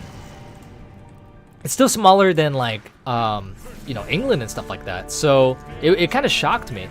I actually don't know where the UK, because I believe the demographics just group the entirety of the UK. It doesn't just group England. But I don't know where England is for my demographics, but Denmark and Sweden's actually pretty up there. I've met a lot more people from Sweden and Denmark than I've actually met from California. And that's actually nuts, considering that California has like a population of what, 40 million? It's pretty crazy. Oh, also, yo, you Swedes, by the way, some of you, like the ones that I've met, you guys don't have like an accent at all. I know some of you, some Swedes like do have accents. I've met Swedes with accents, of course, but I've also met a good amount of you that don't have. I'm sorry, I shouldn't say any accent. I should say American accents. There's some people that I've mistaken to be Americans because of their accents, and they're like, no, I'm not American, I'm Swedish. I'm like, what the fuck, dude? Like, holy crap. Like, there's this one guy that, he's a really chill dude that I met through Discord, that for the longest time, I thought he was American until, like, until he told me that he was Swedish, and I was like, god dang, dude. Like, I don't know if, maybe it correlates with the fact that a lot of you guys, tend to be on the higher part of like my of like the audience time for like watching World of Warcraft content. Maybe that kind of correlates with the fact that you guys maybe play online with like NA people, and then the accent rubs off or something. I don't know, but yeah, it's pretty crazy. It's because of Kakio. I mean, Kakio has an accent, and he's Danish, dude. We are like 5.5 million people here compared to the 70 million in the UK. Yeah, that's what I'm saying. Like, what, Denmark has 11 million. You guys have, however much you have, 5 to 8 million or however much. And then the UK is big. It is big. So I was very shocked when I saw that it was Germany and then Denmark and Sweden. That was quite crazy. Like, I've met a good amount of people from California, but I've also met like an equal amount of people from Sweden, which is really kind of mind-blowing, but pretty cool at the same time. Northern Europeans' English is so good it makes me jealous in the UK. That is true. Some people from I've met some Danes and some Swedes, and yeah, their English is pretty good. Like, I can't even tell that they have an accent sometimes. Speaking of which, my friend from Ireland, Niall, the healer, the drunk healer in my the plus 10 that we did a few months ago, a month and a half, 2 months ago, however long it was ago, he actually sounds American, but he's Irish. So when I also found out that he was Irish, I was shocked about that as well, because I also have another Irish friend, and you can easily tell that he's you know, Irish. Very, very recognizable accent. Remember that one time someone told you he had to quit WoW because his laptop got water damage? Well, I managed to... Nice, dude, nice. So what was the fix? Did you actually fix it, or did you end up buying a new laptop?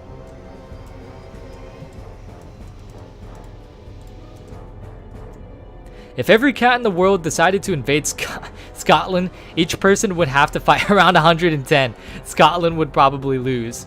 I don't know, man. The Scots they're ferocious. They're ferocious fighters.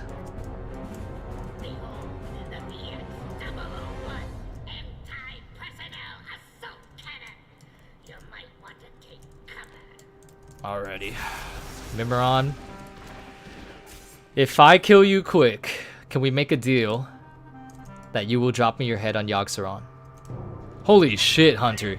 I don't know if you're watching the stream right now, but my god, you just got so many achievements. Holy hell. That must... I've been having an issue with... I know you're doing World War, but I've been having an issue with achievements where they would just randomly go off. I would log on and I would instantly get so many achievements go off. It's pretty crazy. And I also had a bug the other day where people that friended me on Battle.net 6 years ago, the requests popped up again. That shit was like, I saw that, I was like, what the fuck? I had no idea what to make of it. It was so strange. Oh, by the way, guys, Hunter was the dude I was talking about earlier where I was saying that I've been meeting cool people through the guild. He's a really nice guy. Seems like a really kind dude. Here in Switzerland, most people have such a bad English accent.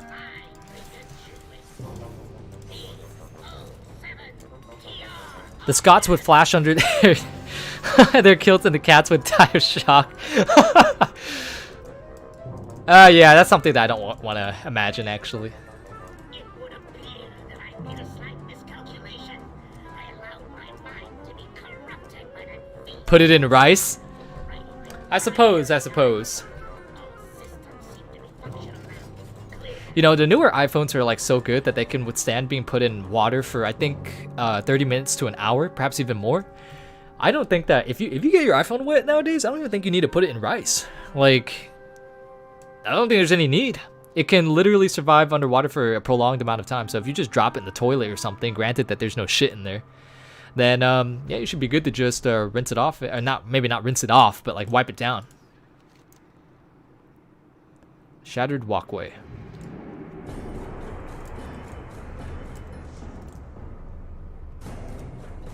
Bro, I got a couple Torghast achievements the other day, but it didn't actually tell me until I logged on like 2 days later. Yeah, there was something weird that happened.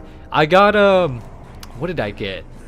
I got some weird achievement when I logged on earlier. It was like some sort of reputation achievement or something like that. And I just logged on. I didn't do anything. It's very strange. Very strange indeed.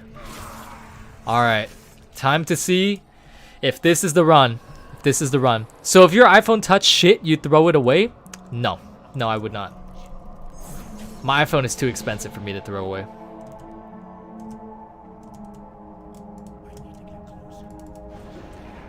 By the way, iPhones are extremely durable. I had one knocked out of my... I had my iPhone X knocked out of my hand. Actually, it might have been XR. I don't remember. Whatever, it doesn't matter. But anyways, it was an iPhone that was knocked out of my hand from the second-story building of my university, and it fucking survived. It was cracked all to hell on the screen, but it actually survived and functioned normally. It functioned for the longest time after. The only time that I replaced it was because my contract was up and I was able to upgrade it. But it worked. And it was honestly amazing. I showed it to my professor, and she was all like, holy shit, like how is it still working? But like, man, that shit's more durable than a Nokia. Good luck. Thank you, Nap.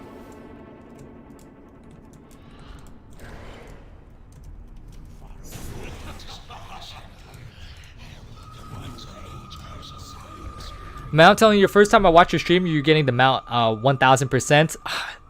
Knob, I will keep you. I will hold you to that. I will hold you to that. I'd say sell it like it never had shit in the first place. That's fucked up. that is fucked up. Bro, if you dropped your phone in like a toilet bowl, man, and there was like stuff in there, and then you sold it and passed it off like it was completely brand new. That is just so messed up. Gonna have to bounce, mates. Have fun. Be safe. Yo, Aderic, thank you for tuning in, dude. I hope you have a great night. Thinking about renewing my WoW subscription. Can you recommend it at the moment? No. I'm just kidding. It's time consuming. If you don't have a guild to play with, if you don't have people to play with, then actually, like, genuinely, no, I wouldn't recommend it. I would not. It's not fun to play. It's not I don't find WoW fun to play single player. And if you are a person that loves endgame content, but you do play single player, so you pug all of your shit, then I would not recommend it even further. But if you're just new getting into Shadowlands, and you have not done any of the stuff initially at level 60 yet, then I definitely would not recommend it. There's a lot of stuff that you need to do. I would keep your eyes out for something that's like along the lines of a Soul Ash update or a Torghast update, where they make it so that Soul Ash is not tied to only Torghast. Then I would recommend you to actually get back into this game. But right now, I wouldn't recommend it. I just started WoW like a month and a half ago, and your videos made me make a DK. Loving Unholy so far. Keep up the good work. Thank you, dude. Poop. Thank you, Poop Stinky Butt. I'm so glad that Poop Stinky Butt is playing Unholy. I think DK is a fun class. I think it's a fun class to definitely start with. Like Warrior is Warrior's okay, right? It's I think that Warrior's kind of niche in the aspect of where it's kind of, it kind of has its mashy playstyle that some people may enjoy if they like mindless stuff, but then other people might not enjoy if they like more dynamic gameplay. But it does definitely attract people that might, you know, enjoy warrior classes like Sith Warrior, Sith Marauder, Sith Juggernaut from Star Wars The Old Republic, that type of deal. It definitely has like just the standard generalized type of melee aspect to it. But I think that if you go Death Knight, it would be a better choice, because not only is it not as repetitive as Fury, but it's still repetitive, but it's not as repetitive as Fury. It's still it has the class fantasy of being a necromancer and a warrior at it, so I think that's that's a lot cooler than just playing a straight up warrior. For everyone that doesn't know, the TBC time walking makes the starting quest of Netherwing Drakes instantly growing your rep to revered.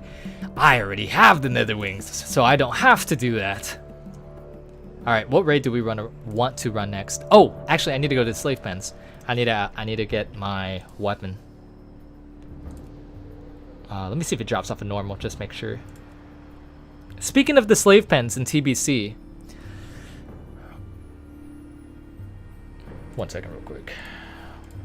Make sure. Okay, it does drop off normal. That means I can spam it. Cool. Speaking of the slave pens in TBC, I know I said before that it would really heavily rely on how the current state of retail is going for me to actually play classic TBC.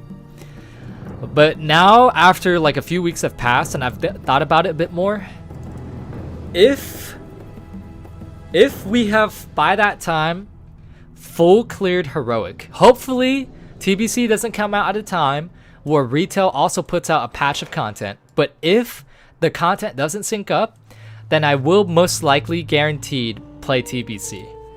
If the two come out together, where like a new raid comes out in patch 9.1 or something like that, and TBC Classic also comes out around that time. I don't know when TBC Classic's actually supposed to come out, so it might be 9.1.5 or 9.2, who knows. Then I'll actually go ahead and actually it might not be 9.2. It's got to be 9.1.5 at the latest. But I'll probably prioritize raiding on retail, but then try to make time to play on TBC Classic, because I don't know, I've been feeling like my friends and I have been burnt out of WoW, not only for the sole fact that we've been playing every single day, but because a lot of the content in retail is very intense. It's like constant uptime of you trying to you adhering to mechanics, you constantly having to min-max stuff, or like the only thing that's relaxing is LFR or leveling. Outside of that, when you're raiding, when you're pugging, when you're doing Mythic Plus, when you're doing arenas, all of this stuff requires like actual brain power in order to participate in. And that's something that TBC Classic is a little bit easier on, because like leveling is, you know, kind of mindless, despite the fact that there is some sort of like thinking behind it. You know, you need to know where to go when.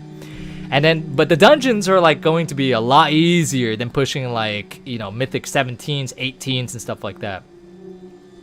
The only thing that you got to worry about is just doing like common sense type of deals and like the flat out numerical values of how things actually hit for, but it's not mechanic heavy like retail is. And I feel like playing TBC would be a good sort of venting period to get away from retail because of how intense things have been.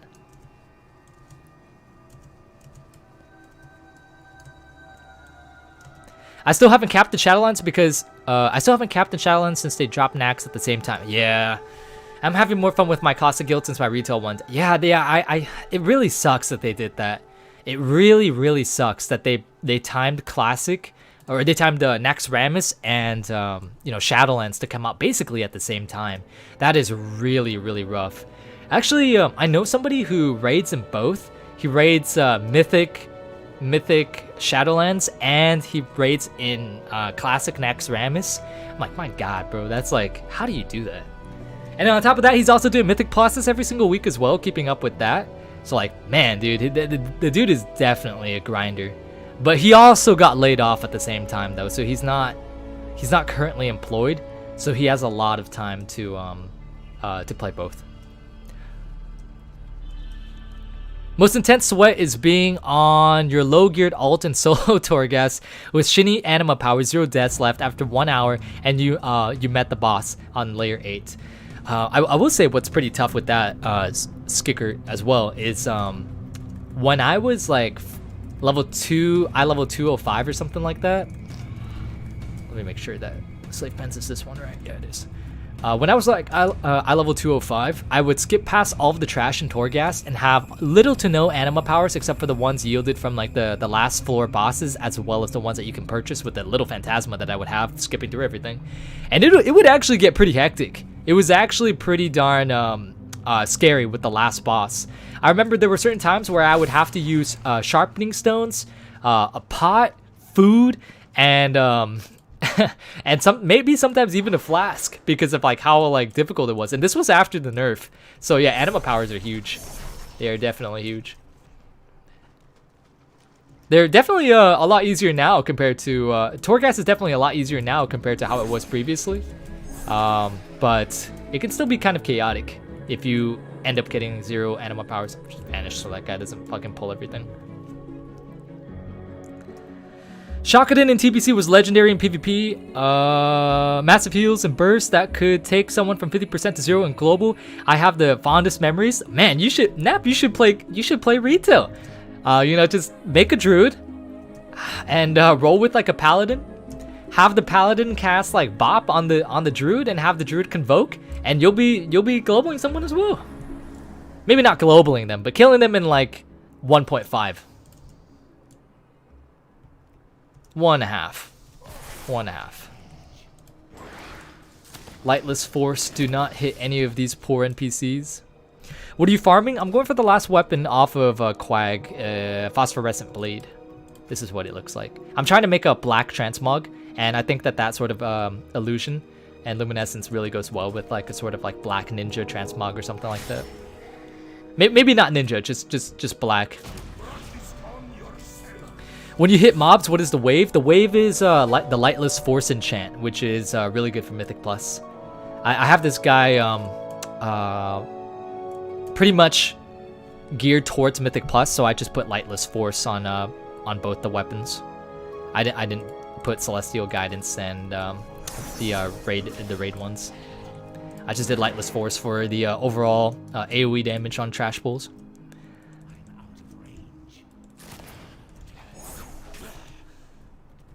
People are saying hi to Kieran, but I don't see his message. Oh, it's all the way up there. Hello, Kieran. Hello. I started watching the stream when you're talking about Nax, and I'm still watching for the Boat to Terramorium Classic. Bro, oh my god. One thing that I truly regret is not being able to have... I wasn't doing YouTube during the time of where I was leveling in Classic, and I never thought that I would actually go ahead and go back to YouTube again. So I ended up not recording anything retail related whatsoever, but my god, dude, there were so many funny moments that happened on retail that I really fucking wish that I could have recorded and made like a documentary of it. Sort of like the style that that one of my videos had when I was leveling in TBC. That was pretty cool. If you're going for a black color, try the illusion from the Undying Army rep in Shadowlands. What is my rep even? Oh, I won't have Undying Army on this guy. I'll have Undying Army on my DK. What is the rep requirement for you to get that transmog, by the way? Is it revered? Or is it exalted? How long have I been streaming for? I've been streaming for 2 hours. Streaming for 2 hours. Do you play the fashion parade thingies to show off your sweet ninja transmog? I do not. I've actually never participated in one of those.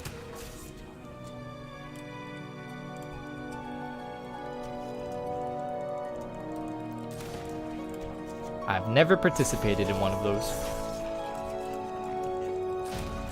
If you guys are wondering, by the way, if I miss school or not, I really don't. The only thing that I know some people, they actually enjoy school, but those are the people that truly have a passion for like for what they're studying, and I can tell you that I didn't. Like I'm just the ordinary person that was doing the classes just so that I can, you know, further my major, so that I can go to my career to make money. That's like pretty much 90% of people. But some people genuinely enjoy school and genuinely enjoy their classes that I've met through college, and I was not one of them. Although I will say that one of the things that I enjoy most about school is learning actually about interesting practical things that you can relate to in a sort of real life scenario, whereas a lot of the stuff that you would learn would just be irrelevant nonsense that they would use to pretty much pad up your notes in order for you to just study more and weed out the people that you know, are not going to be probably not going to stay long term in the major. But there was some really cool stuff that I learned, particularly in biology. In chemistry, I found nothing interesting. But you kind of have to like be interested in biology if you're going to be, you know, physical therapist, right? Because you're going to be studying about anatomy and physiology for the most part. But like when it came to physical, what is it called? Physics and chemistry, I was really not interested in anything. By the way, is there a quick way to exit the slave pens, by the way, guys? Or do I have to run all the way out? If I have to run all the way out, this will suck. This will really suck.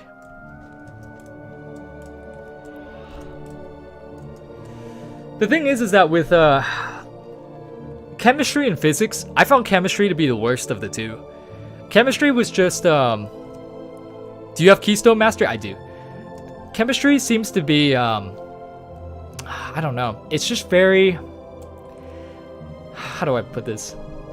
It's difficult in like sort of all aspects. It's there's a lot of loading in what you have to study. There's a lot of out of the box thinking that you need to do when you actually read something. So like if they ask a question, you need to not only be able to sort of give the right answer, but also interpret it correctly and then solve it accordingly, like through like some of the stoichiometry that might be involved or some sort of math that might be involved. So there was a lot of aspects regarding chemistry that I found pretty difficult. It wasn't a straight A to B answer. And for physics, it wasn't either. But for the most part, it was at least easier to relate to because of the fact that, oh, how do I actually get out of here? Oh, I think there's a way out there that I skipped. What was I saying? For physics, it was easier to relate to because they would use a lot of real-life examples, whereas chemistry didn't really have a lot of real-life examples to really go off of. It was, a lot of stuff was foreign. A lot of stuff was, you know, not things that you would have known had you not taken the class before. Whereas physics, it was easier to relate to because they would use real life examples. Is this the right way to get out of here, by the way? Yeah, it is. All right. I have to run all the way out. With bio though, bio wasn't hard. It was just the only hard thing about it was how much information was loaded into it, which made it really hard. Because of that aspect. But I found biology really interesting, but also really tedious as well because of how much useless information was packed in. But also you studied pretty interesting information as well. Information that I hope that I will remember for years to come, but I'm not sure if I will. But I think we can all agree, for everyone that has studied science, that the worst part about studying all this shit are the labs. They really extend the class duration, and it's just grueling.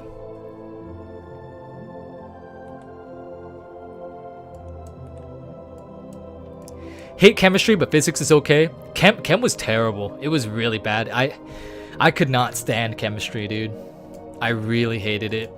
I was so glad when I finished it. So happy. Once in a lab, they gave me a glass of transparent liquid, and I had to make lots of tests to prove that it was water or some chemical. What is your take on warlocks? I think Affy's really good. Destro, it's the dictionary definition of a build dump type of class. Demo I have no opinion of because I'm not familiar with Demo at all. But Affy is the go-to in terms of performance. They're fun for me, to be honest, but yeah, they're like 3 hours long, and my last lab was just 9 pages of tedious shit.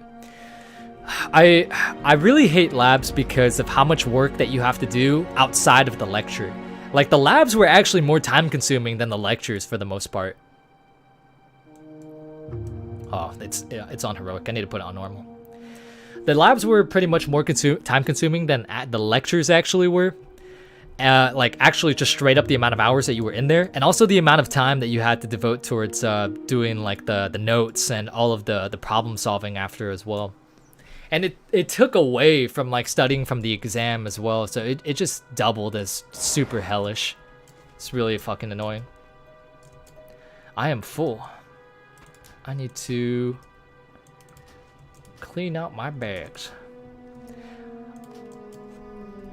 But there is some interesting information about like biology. Like in the biology classes that I've studied, there was a class where it was a bunch of organismal biology where we had to study a bunch of stupid shit about like fungi and a lot of like the classes and the phylum and everything that just, you could tell that the class was literally designed to wean out the people that were not going to be devoted towards, you know, doing the upper division courses, because the class held absolutely no relevance to anyone that was going into nursing, anyone that was going into med school. It just had no relevance except for the people that were studying specifically for organismal biology or trying to get some sort of master's in like organismal biology or anything of the sort. But my molecular bio class, on the other hand, it was a lot more interesting because you actually learned a lot of stuff that correlated with physiology that was actually interesting and that you might actually engage in your life. Like something that we found, one of the things that I found the most interesting in my molecular bio class is something called irreversible enzyme inhibition, where it's basically like an enzyme is usually a protein in your body. It can also not be, but it usually is. And what is it? What does that look like? Oh wow, that actually looks pretty cool. Not really. It looked cool from the front view, but then off the side it looks pretty bad. But anyways, as I was saying, enzymes basically they basically facilitate bodily biochemical reactions. And something that we studied was how they got inhibited by certain chemicals. So sarin gas, which is like a powerful nerve agent, which its main purpose is that it's used as, you know, a toxic chemical that causes you to become unconscious, to seize uncontrollably, and to just lose all sort of muscle control. And how it works is that your enzymes usually bind to particles in your body called substrates that will bind to a specific location on your enzyme in order to create a wanted reaction. But if you inhale or consume something like sarin gas, it takes up the place of where the substrate would normally be, and it would cause the enzyme to not work in the function that it's supposed to be, and it would ultimately cause a buildup of like other chemicals in your body, like neurotransmitters, that can cause deadly effects. So in sarin gas, what happens is that when you inhale it, it causes the enzymes to be like pretty much disabled, and it causes a buildup of like a neurotransmitter, I forget the name, and it ultimately causes you to have like to fall unconscious, have muscle spasms, because you're having a buildup of this neurotransmitter in your body that should normally be able to be degraded by the enzyme. So I found that to be like really interesting, because when you look at like gases and stuff like that, you think that, you know, like you never really think about it. When you see like a character in a movie die from inhaling a gas, you're like, he probably died because he suffocated. He probably fell unconscious because, I don't know, he suffocated, or because the atmosphere is super saturated with so much gas compared to oxygen that like he just, you know, isn't able to breathe. But it's so much more complex when you actually learn about it, and it's actually really fascinating. And I find stuff like that so much more interesting than learning about random chemicals that I'll never ever use in chemistry.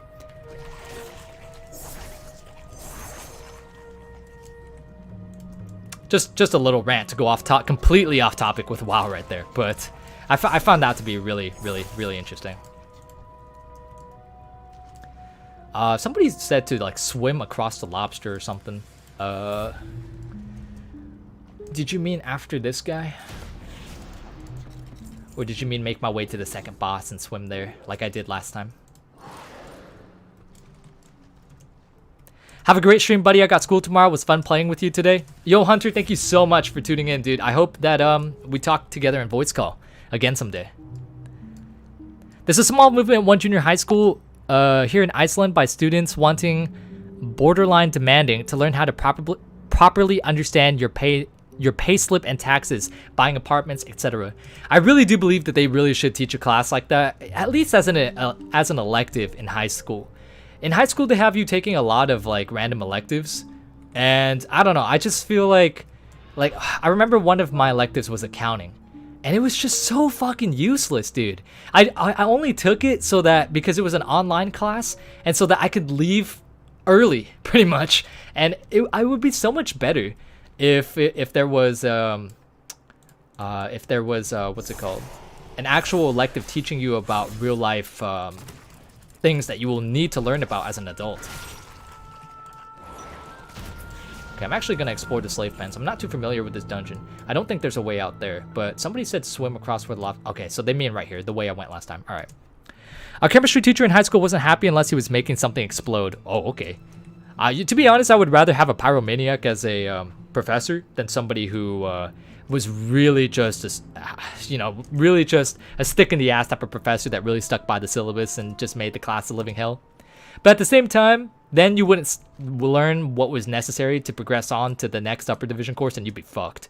So it'd be good and bad. My eyes hurt when I see your bags. My bags aren't that bad. They're not that bad. They're not that bad. You should see my bags back in 8.3. Oh my god, they were filled to the brim with corruption. It was terrible. It was so bad. I'm a drumline, and last guy we had a game, and the next morning the team we were playing against, the coach had COVID, and we didn't know until the next day, and the principal was mad. I fucking imagine the principal was mad.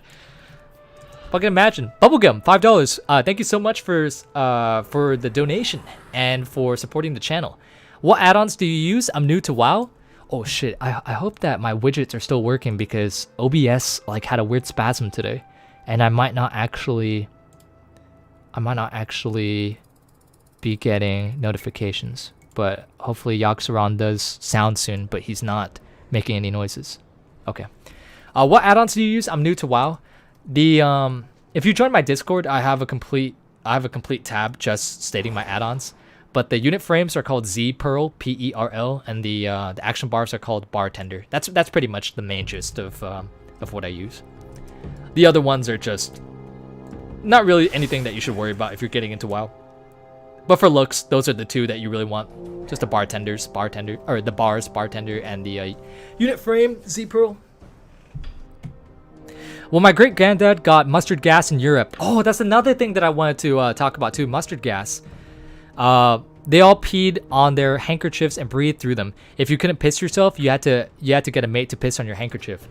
So I'm actually not really too familiar with mustard gas, but I think mustard gas, what it did was it inhibited how you breathed. So it pretty much caused suffocation and asphyxiation. So I assume that what happened there, actually I'm not too certain. So I know sarin gas, how it works is that it disabled enzymes. But I imagine that mustard gas works similarly in that it disabled enzymes, but different ones. They disabled the ones that revolved around breathing and aerobic respiration. So if you disable those, then you ultimately asphyxiate. But it might not be to the extreme extent of sarin gas, because I believe sarin gas is more toxic than mustard gas. More lethal, I should say. But I could be wrong about that. I don't know too much about nerve agents. I just thought that was pretty cool when we were learning about it. I forgot a lot of it though.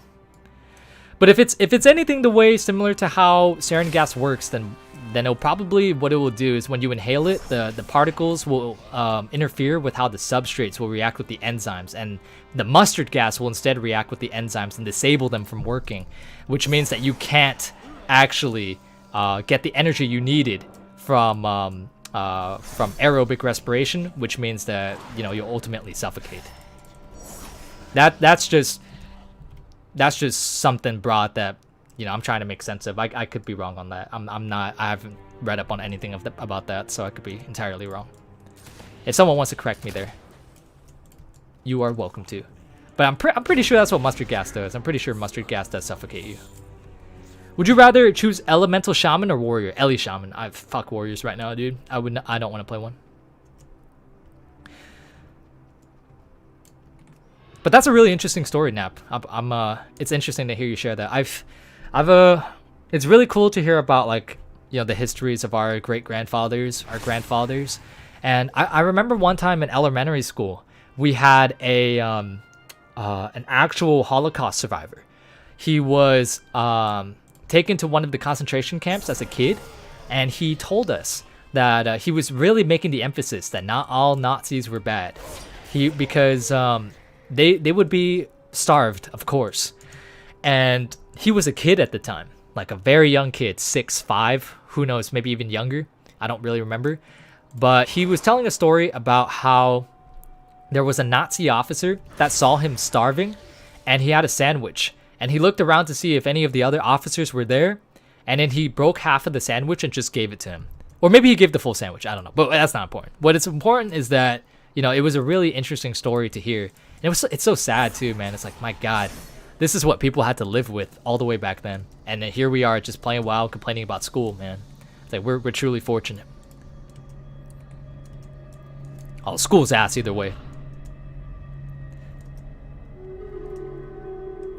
It slowly suffocated you though. I remember it could be about a week of slow dying.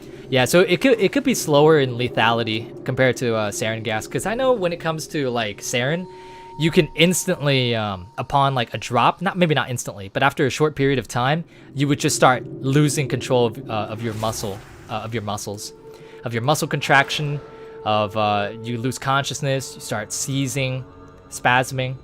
Mustard gas, I do remember. What have you done?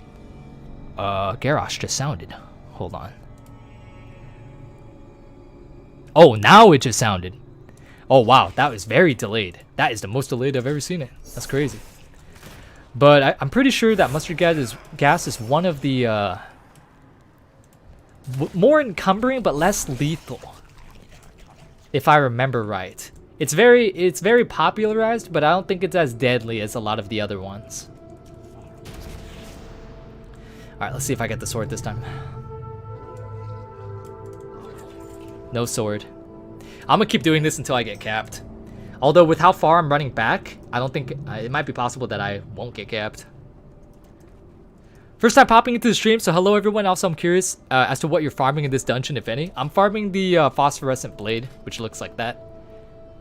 That's what it looks like.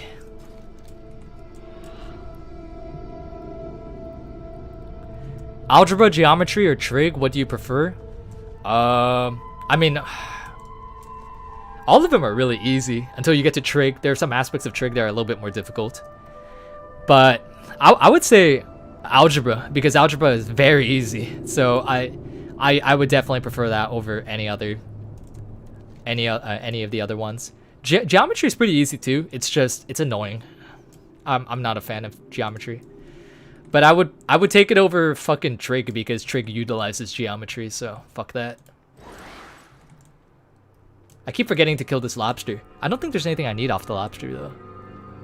The crawfish lobster. Whatever. More transmog is more transmog. I'll just kill it and have it sent to my bags.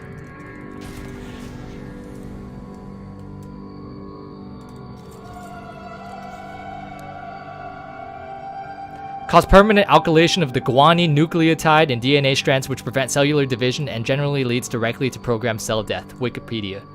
So the guanine nucleotide is one of the nucleotide bases in DNA. So in DNA, your strand is made up of 4 nucleotide bases: adenine, thymine, cytosine, and guanine. So if one is disabled, it will ruin the DNA strand, because every single base is correlated with another base. So how's a good example of this? Like, your DNA basically dictates how you're, basically everything about you, how you're gonna look, how you're gonna be, if you have any mutations, anything. It is your genetic code. So if something is mutated in your genetic code at the nucleotide base level, which is the building block of DNA, then you're fucked. So I believe you said that was mustard gas that did that, right? Fuck, I lost the comment. God dang it.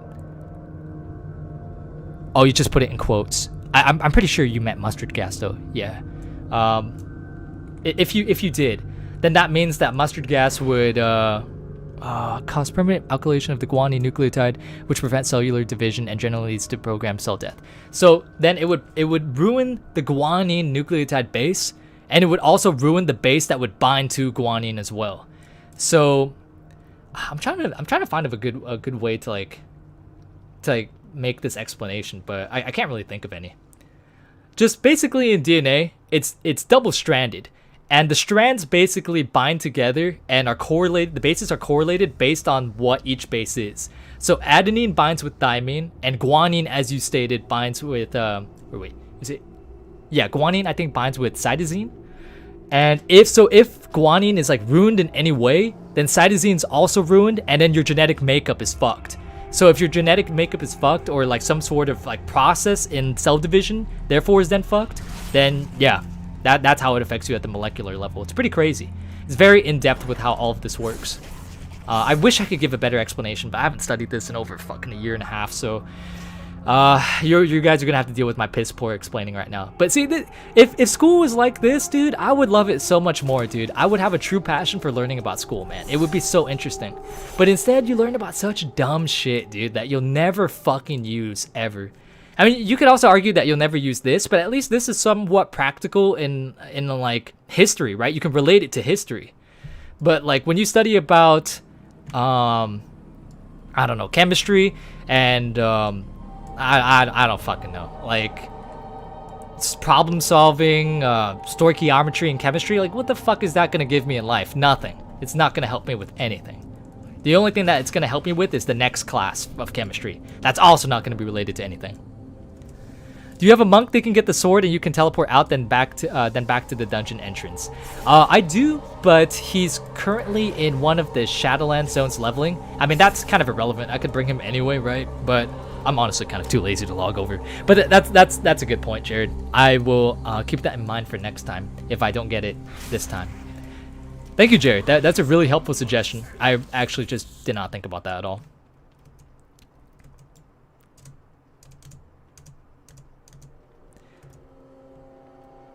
It was nice catching your stream for the first time, but time to go to work. Is this your normal streaming time? Yo, sorry, Smelly Kick Butt. You're the second person with butt in their name. It's fucking weird. But yeah, this is usually my normal stream time. Within this 3-hour window is usually when I start and end streams, pretty much. Anywhere from 9 Pacific Daylight Time to like 10 is usually when I start, and I usually end around like 12 to like 2-ish.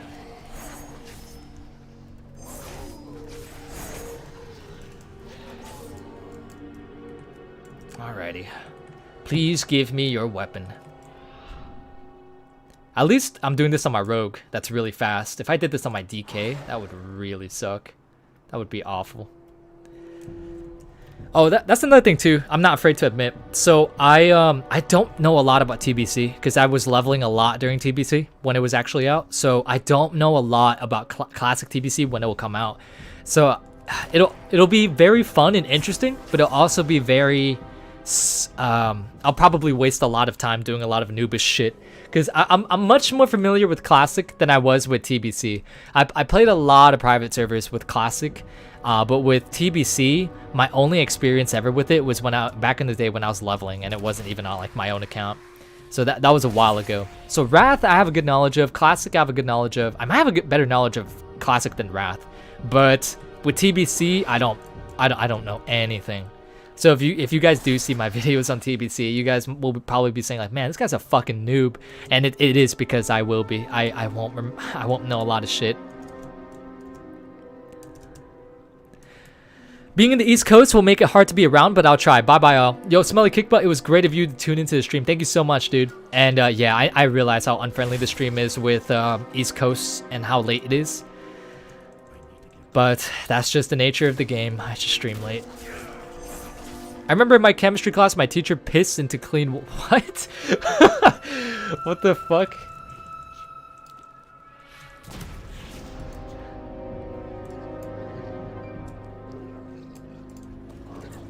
Oh shit! I think I got it! I got it! I fucking got it. It's done. It's done. I got it. Let's fucking go. Let's fucking go. I'm out of here. I am out of here. What can I delete from my bags? Marcus Argaris. I definitely... fucking hell, dude. Marcus Argaris, I definitely don't need that. Dude, can I fucking delete this? Go, jeez. Yo, we're done with this. Oh my god, it looted the other thing. Fuck. Alright, hold up. I need... Alright, that's already known. I'm deleting that. Yo, we got it. We got it.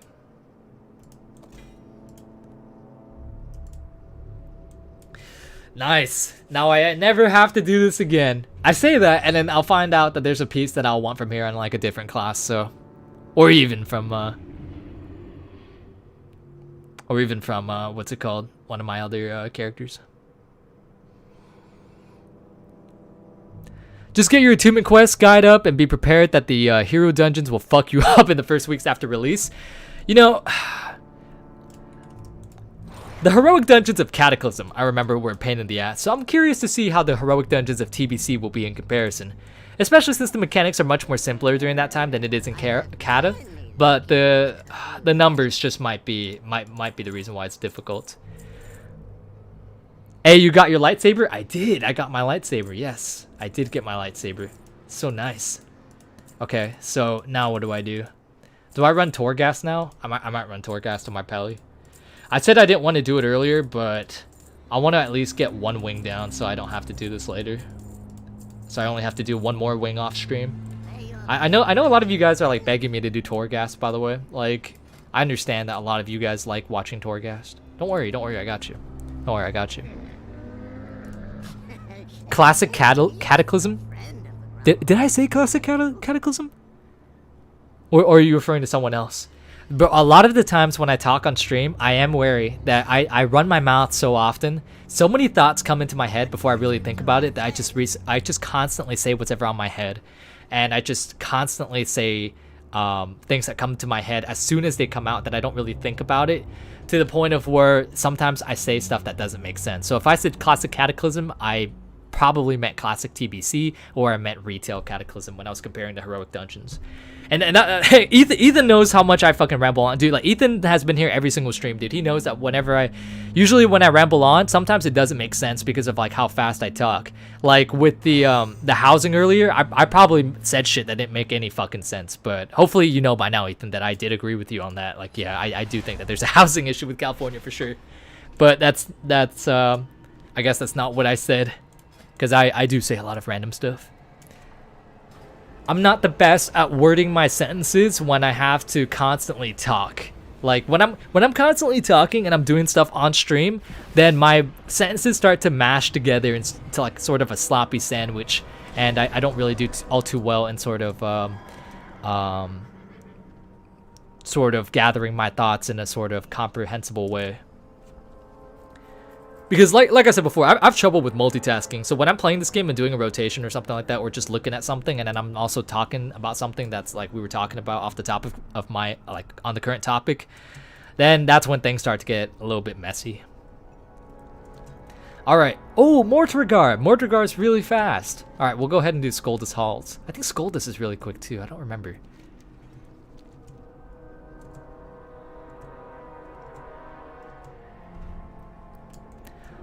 No, you made sense. Just you start a sentence off by disagreeing with me, but then made my exact same argument. I don't exactly know what I disagreed with, but if your stance is that affordable housing needs to be something that's on the focal point for California, then it's something that I agree with. I don't remember ever saying anything that disagreed with that, but if you can quote what I said, then I could probably make sense of it now if I'm more concentrated. What's the torment for this, by the way? I keep forgetting. I think this is the one where the Seekers come out or whatever. Yeah, it is. If you run from Mimiron's head on a balanced druid, easy clap, it'll drop. Why on a balanced druid? No, I will not give in to playing a Boomy. I'll not give in. I don't find Boomies all that fun. I need to find a class fun in order for me to play it. BC heroics for non-raiders were worthy endgame. That's how tough they were. However, even with decent Kara gear, heroics aren't that bad. Gotcha. Gotcha. Is your guild an NA? It is an NA. Classic Wrath of the Lich King, no more than that, please. I have to agree with that. As much as I like Mist of Pandaria, I feel like a classic Mist would not really gain too much traction. What do I want to kill here? Do I want to kill a lot of stuff? Let's see. I could kill a lot of stuff for actual animal powers.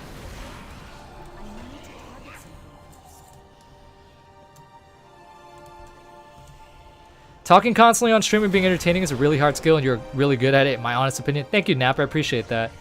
Yeah, I try not to be too silent. I think that's an animal power over there. I try not to be too silent on my streams because I realize that, like, WoW is not all too interesting of a game to stream, and a lot of you guys watch it mainly for, like, the streamer. And I try to be sort of talkative and interactive while streaming because I don't want you guys to really get too bored.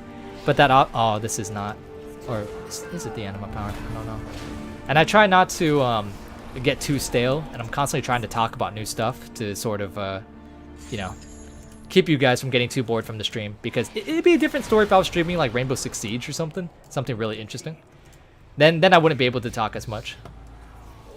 Fuck this, I'm just divine shielding.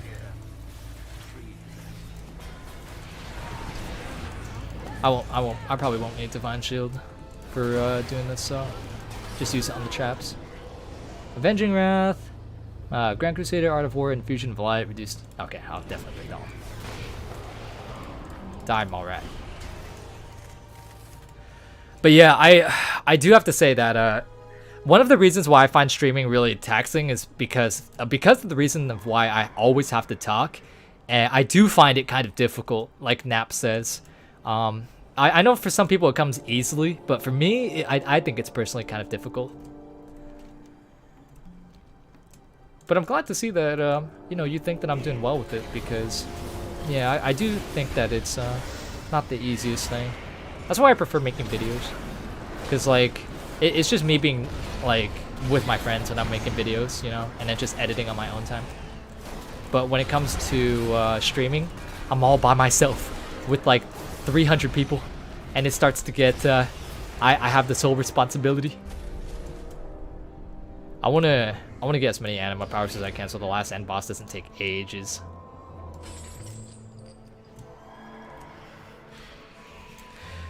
Same, but I don't know how I feel about all that coming back. Plus, we'd eventually get Classic BFA. Nah, dude, I really do think that they will stop after Classic Wrath. If they make a Classic Kata, dude, I don't think that the audience is there for that. People don't like Kata that much. And then when it comes to Mop, people do like Mop. But I feel like Mop is at the state where WoW is already a different game compared to how it was during Wrath, Classic, TBC.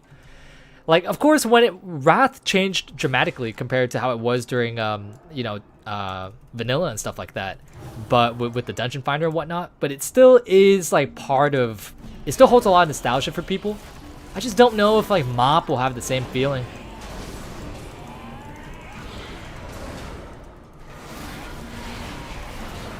Speaking of classic servers and whatnot, though, Project Ascension, dude, I've seen a lot of their ads on YouTube lately, like a lot of them. I assume that they're probably doing so well now because Blizzard has made it known that they're making classic TBC and classic vanilla, that a lot of people are just like trying not to overdo it on those servers, like on Warmain or whatever, so that they don't get burnt out or anything. Or, you know, why would you play on a private server, vanilla server when classic vanilla is out? So I think that's kind of why what is it? I think that's kind of why Ascension kind of takes off, because it's a custom-made, a custom-tailored experience in terms of private servers. They got like a classless playstyle, which is pretty cool. And it's just very unique. It's something that Blizzard will ultimately never do. I also did play on Ascension when it came out, when it was still on beta. I was playing on it, but I heard that it's changed a lot since then, like a lot. Seriously, who the hell would sign up for Cataclysm? I don't fucking know, dude. Listen, I was trying to be nice by saying that I don't think that Cataclysm has a community, but I would definitely not sign up for Cataclysm. I would for fucking MoP, but it's very, when it comes to MoP, there needs to be an audience for it, and I don't know if the audience is as big. Yo, oh, that brings me to another question as well. I saw that a lot of people were really angry about the fact that Blizzard was offering level 58 boosts to TBC servers when they were going to come out. What do you guys think about that? What do you guys think about that? I want to hear your guys' response. I don't have wings for this, so this is going to take a while. So we have plenty of times to chat. Plenty of time to chat. Not having Avenging Wrath on a single target is fucking... Oh, it's AIDS. It's shitty. It is AIDS. The crew... trying to read this shit while Massive Strike is going out probably isn't the best idea. Also love the launch of Classic. All the people waiting in lines at the starting zones and stuff was hella fun. Dude, Belarus, my second day of leveling on Classic, dude, this dude gave me a green weapon. And I was like, this dude gave it to me for free, bro. It's like, man, that is so fucking sick. It was amazing. I don't like it. The whole thing about Classic was the leveling. I don't know. Don't care about boosts. Hey, Ella, how's it going? I'm doing okay. Just, you know, doing the weekly stream and whatnot. How are you doing? By the way, did you see that new transmog set for Kyrians? It reminded me of something the Greek gods would wear, and it looks awesome. No, I only saw the plate transmog for the next raid tier. I didn't see the I did not see the Covenant armor. I know, right? People at launch were so nice and the community was so fun. It really was. It really was. But I heard that the longer that Classic went on, the more sort of, I guess you can say, a little bit more toxic the community became, because the average people were kind of weaned out and replaced with like the more competitive people. I don't know. That's just what I heard. That could be wrong. I'm not sure. All that I know is that I played at the beginning of Classic and I met a bunch of cool, friendly fucking people. Really, really cool people. That is a lot of traps. Are there traps this way? Oh, there are traps this way too, but no mobs. So I'll go this way.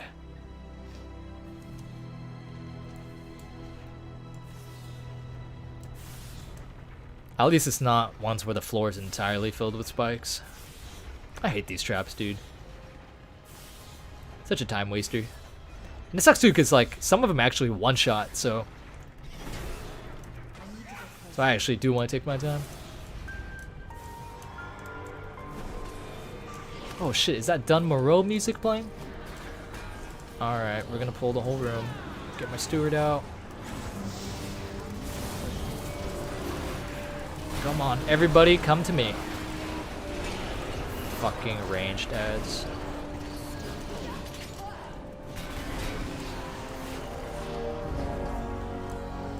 Alrighty. Oh yes, I want that. I definitely want that.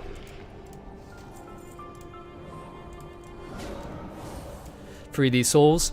Boosts are a symptom of the problem with leveling. I love leveling, but it's very static, and a lot of it's thrown away. A lot of it's throwaway quests, especially before Cataclysm.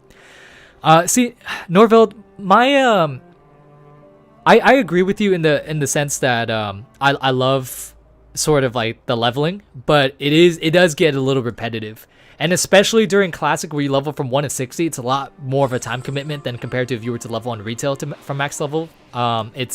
It's I can see why they're doing the boost, and I can also see why people... Oh, that's a lever one. Gross. I'm not doing that. I can also see why people might not be too happy for it either, because the whole reason why people wanted Classic is for the leveling experience, but at the same time, I can understand why they're doing the boost, because like you said, it's pretty repetitive, and it would burn out a lot of people just from doing that alone. Like when you're making like 3 characters or whatnot, it's no longer about the experience, because people are already all hauled up in major cities or whatnot preparing for Nax Ramage. So it's no longer about the experience because all the people are already geared and not a lot of people are leveling, ready to do dungeons and whatnot. And also to couple that at the same time, if they don't... Oh, this is the dude where I needed to dodge his abilities. Fuck, I wasn't paying attention. Now I have to use the anima power to actually get rid of him.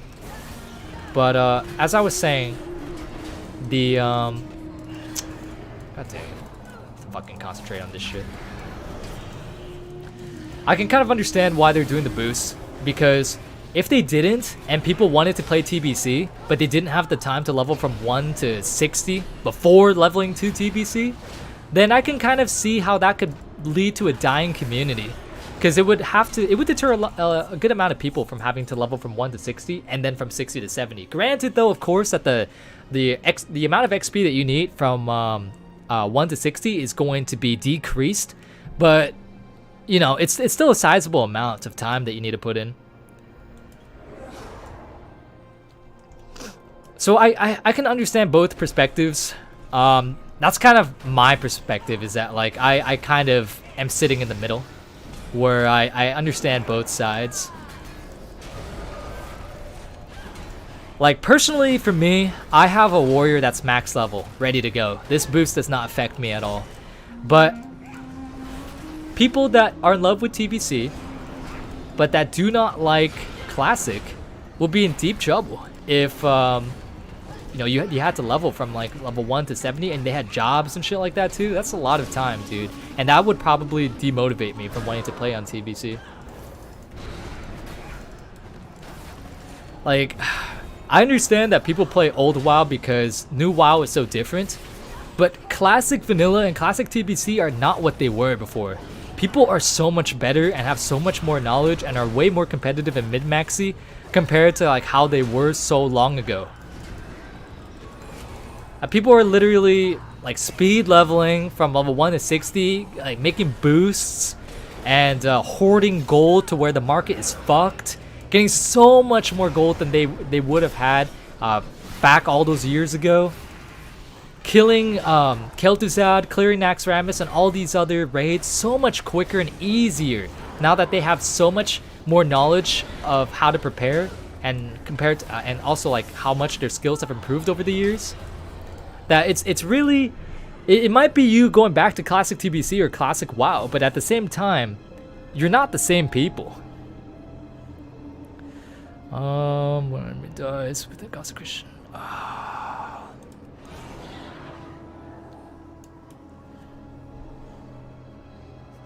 True, but it's something new and other than WoW, so my standards are pretty low. Sadly, my main issue with Guild Wars 2 is twofold: gated story quests behind soft paywalls, and I haven't played Guild Wars 2 in a while. Paywalls and horizontal progression. I can't stand horizontal progression. Are they still actually updating Guild Wars 2? Like, are they still making expansions and DLCs for that? I have not played that in a very long time, so I don't know. Do you ever tried private servers? Yes, I have. For example, Warmane Wrath of the Lich King, they have a... Holy shit, what's happening? Oh, it's fucking... Terragru, whatever his name is. For example, Warmane Wrath of the Lich King, they have a realm for hard PvE content. Yeah, so see, even...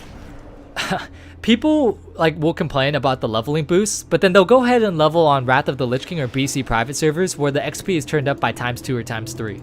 So even though the leveling is one of the experiences back then, right? It's still a very time-consuming sort of wall that you have to hurdle over, that Blizzard, I think, kind of understands would lead to a dying community if you kind of have to force everyone to do just that in order to play TBC. But at the same time, I understand why people might disagree with that move and might actually get angry with boosts. Because it's old WoW, you know, like boosts weren't a thing. So, Judgment has a 30% chance to allow Hammer of Wrath to be... Oh yeah, I like that one. If I can get the Hammer of Wrath charges, that also would be good. And the Hammer of Wrath... increased damage, that would also be nice. Alright, come on, some good anima powers. Jeez, these anima powers are not too spicy. Obtain 10 soul remnants. My strength is now increased. I'll take that at least. Yeah, we get a new costume every 5 months in Guild Wars 2. That counts as content. I don't know about that. That's kind of like, you Heroes of the Storm right now. Keep playing, and we'll include a cyber skin every like half a year. It's a little bit better than that. I'm just exaggerating. I'm just exaggerating. Maybe I'll also do the second wing on stream too. Get that over the way with. Dude, what is the fucking jailer's fetish with these fucking guillotines, man?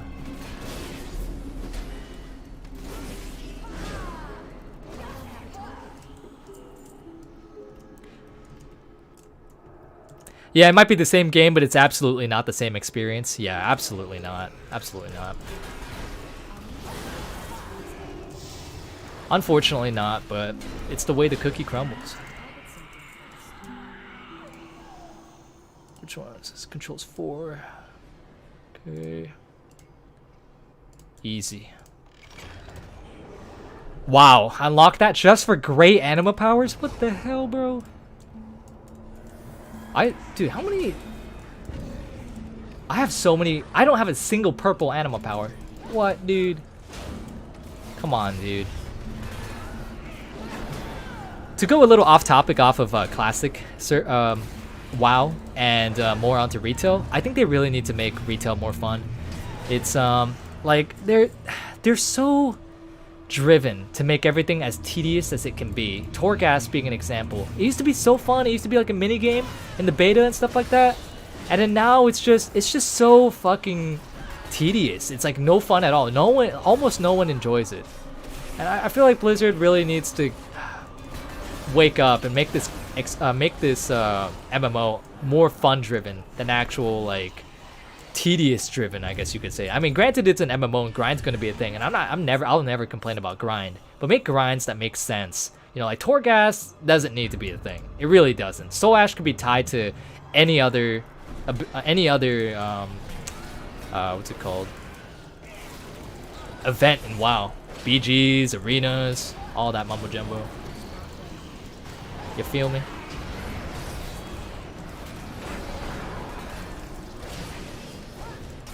I do not have wings up and I am disarmed. I am disarmed. There's nothing I can do. Oh, you fucker, dude. And that dude's casting. Here, jump back that way. There we go. Big damage time. And by big damage, I mean like 3k, because my anima powers suck.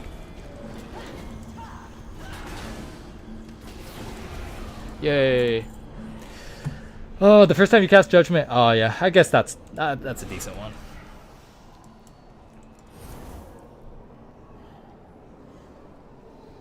What is the jailer's fetish with range mobs that can't be lost or silenced because all they do is throw stuff?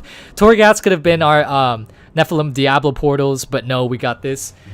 Blizzard has a lot of strange fetishes this expansion. They also have a fetish for jumping mobs in Mythic Plus, dude. Like they fucking Mythic dungeons, they're filled with mobs that just jump all over the place like fucking hooligans.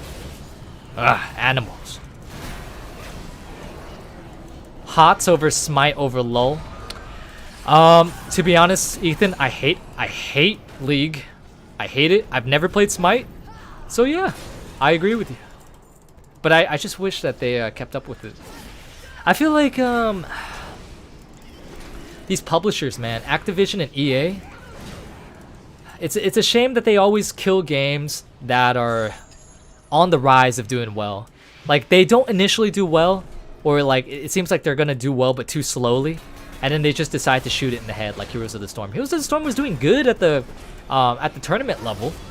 It was starting to get a lot of popularity, and then they just decided to pull the plug. And it's the same thing with Battlefront 2 as well. Battlefront 2 got a really bad rap at the beginning because of like the loot crate system, and then it started to eventually get better over time with the constant updates that were being pushed out. But the game is not nearly as good as it could be. There's so much more content that could be included. But then EA just decided to pull the plug, and they're all like, yeah, we're just done for, you know, Battlefront for right now. And this is way before like the Star Wars license was even just was announced to be you know, removed from the exclusivity of being just solely from EA. This was like a year ago. or maybe 9 months ago, something like that.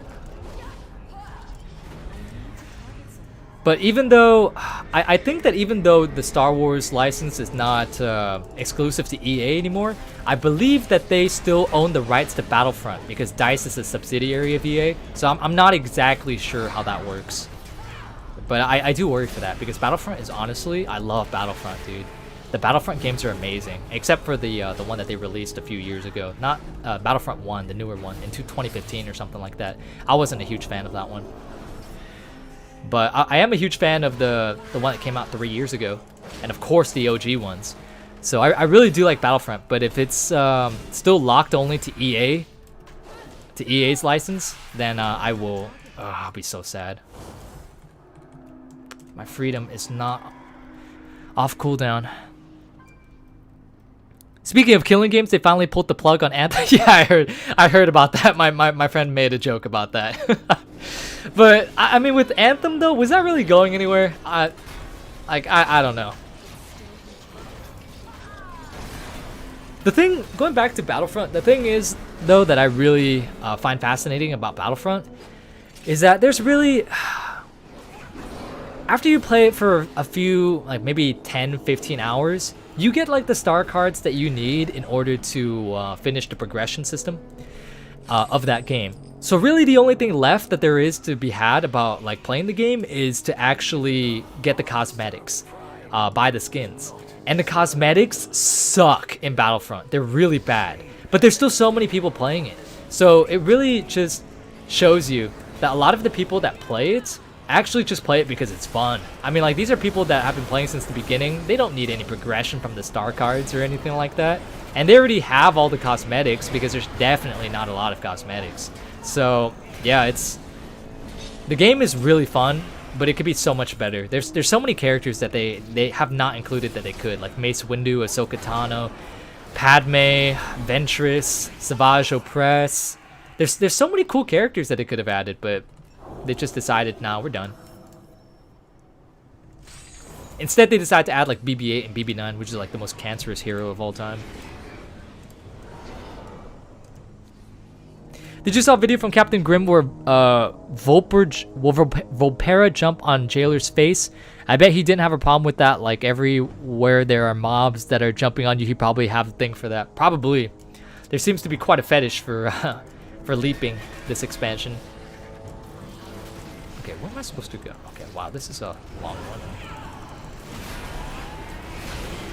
I would line of sight them over here. Actually, can I line of sight them right here? I can. They're coming over. Nice. I am disarmed, and there's a lot of mobs attacking me. This isn't exactly the best scenario. I am disarmed again. I loved HOTS when the co-op versus AI was still decent, but the AI just got worse and worse. It got hilariously bad. Really? How does the AI get worse? Did they change the coding? Was it even worth playing? What? Did they change the AI's coding in Heroes of the Storm or something? Or why are you still awake at sleep o'clock? Galandic, I don't sleep until like 6 hours from now, dude. I don't think it's going to be this way. I think it's going to be down this way. Rarely ever does it have you going back downstairs in order to progress to the end floor boss.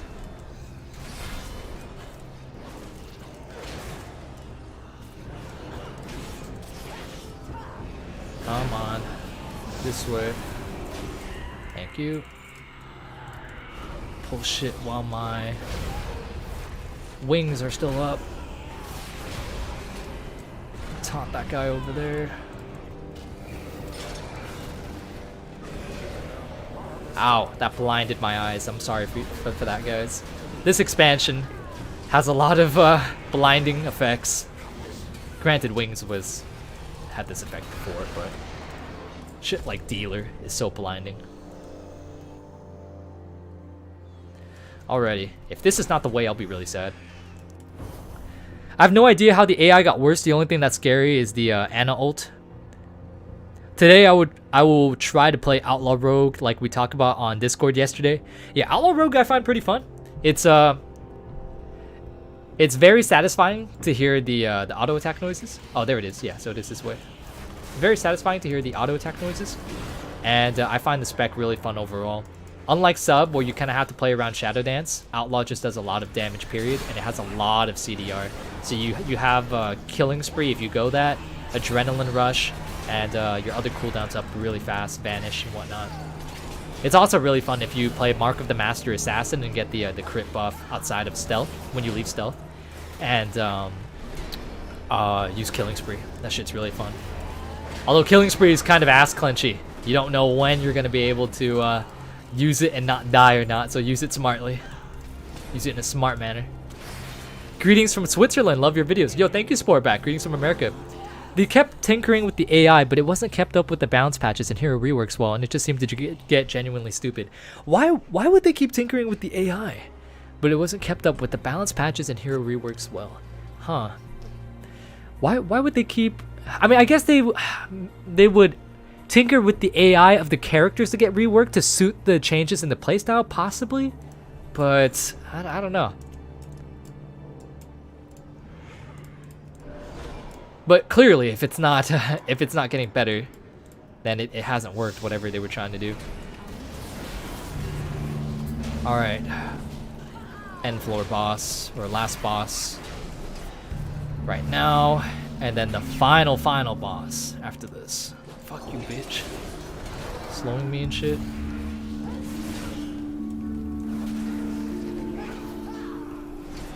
I'm actually getting kind of hungry. I'm debating whether or not... Bro, what the fuck? I'm debating whether or not I want to do the next floor of Torghast. I really do have to, and I'm not tired at all. I could stream for longer, but I'm actually really hungry. Hammer of Wrath has a 15% chance. I guess I'll use that. Stun could be useful. They were told the AI was bad, so... Oh, okay. So they tried to fix it, but it just made it worse. I think whoever made the AI got canned when they downsized the team, so it became unmanageable legacy code. I see.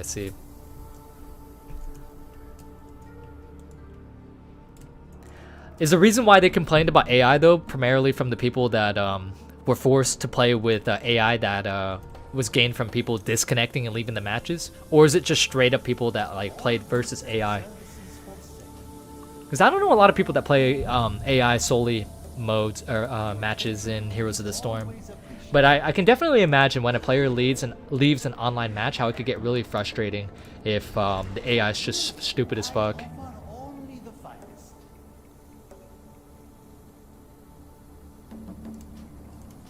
Alrighty.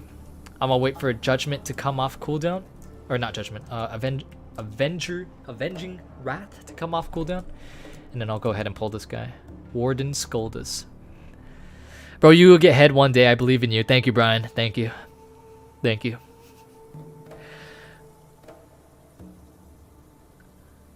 Paying the rent or buying the new expansion? Paying the rent. Paying the rent. Paying the rent. Also, Diablo 4 Druid gonna be stupid fun. I'm not a huge fan of Diablo. Not because I don't like the franchise, but because I haven't played the Diablo game since Diablo 1. So, I haven't played Diablo 2, but I might get the remaster if people are going to get that. If my friends are going to get that, I might actually play it myself. Diablo 3, I didn't play, and I heard very mixed things about it. Any single time Diablo 3 comes up, people always talk about Path of Exile and how it's better. And Diablo 4, I am excited for. I will be playing Diablo 4 for sure, but I will be a complete noob because I haven't played Diablo in so long, so I have no idea what's going on. You fucking bitch, bro.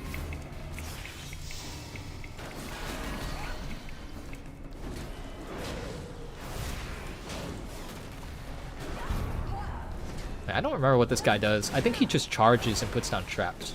I don't remember anything else. He casted something called the Rats. Oh, is that the slow? It is, yeah. Oh my god, I was looking at that and I wasn't paying attention. I'm so bad. Fuck Warden Scoldus. Fuck you, dude. Dude, this slow is ass. It'll be hard to move out with the rat slow on you. You have so much health too. He also casts it incredibly quick. I'm gonna get hit. Oh, maybe not. This dude casts that rat's ability insanely fast.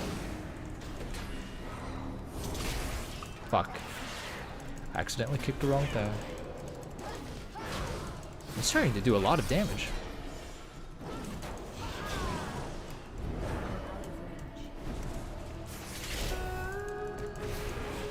I don't remember ever fighting this guy, actually. I think I fought him once while rescuing somebody from the campaign, but that was pretty much it. Okay, I freed him this time. So dude, he's doing so much damage. Holy crap.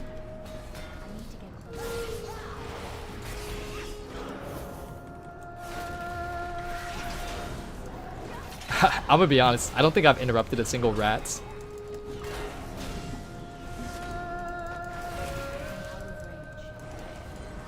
He's almost dead. This is taking forever though.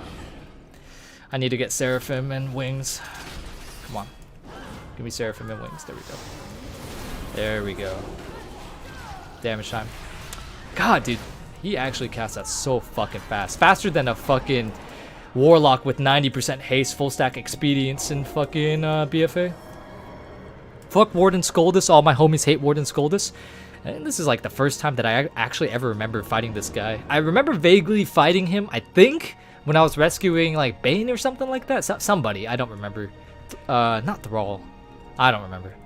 But yeah, I don't remember him being that annoying. Alright, to do Mortregar or not, I think I will do Mortregar.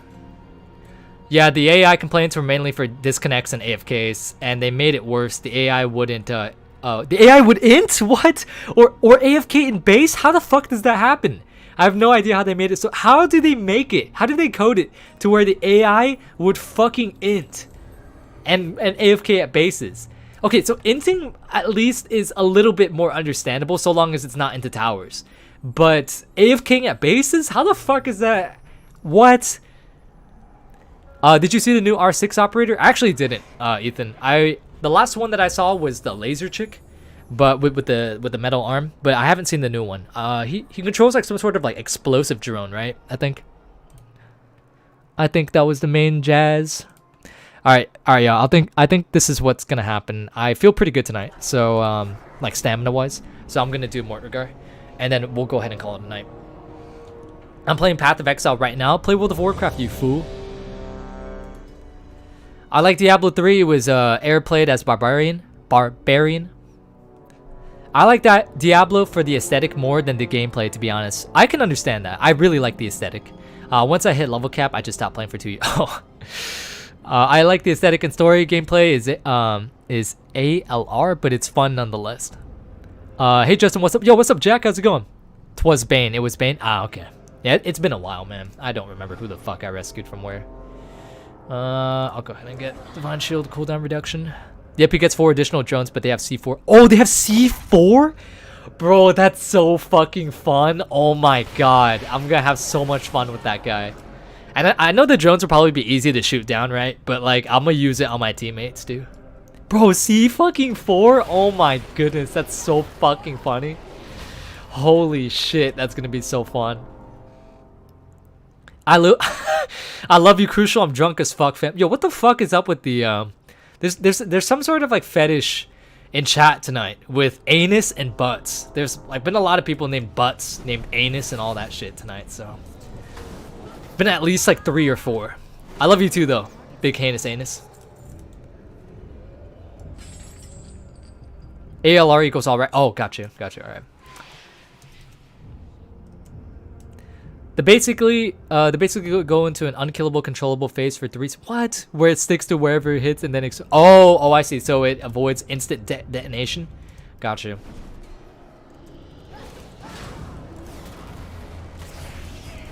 I see. We all gay, that's why. Ain't nothing wrong with that.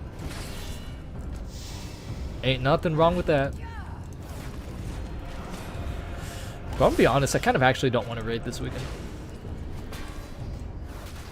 I kind of just want to do Mythic Pluses and then, like, call it a week. Because I'm feeling kind of burnt in WoW. I already have AOTC. I'm kind of burnt. I kind of don't want to raid this weekend. Just do my like 4 mythic process on all my characters and then call it a week.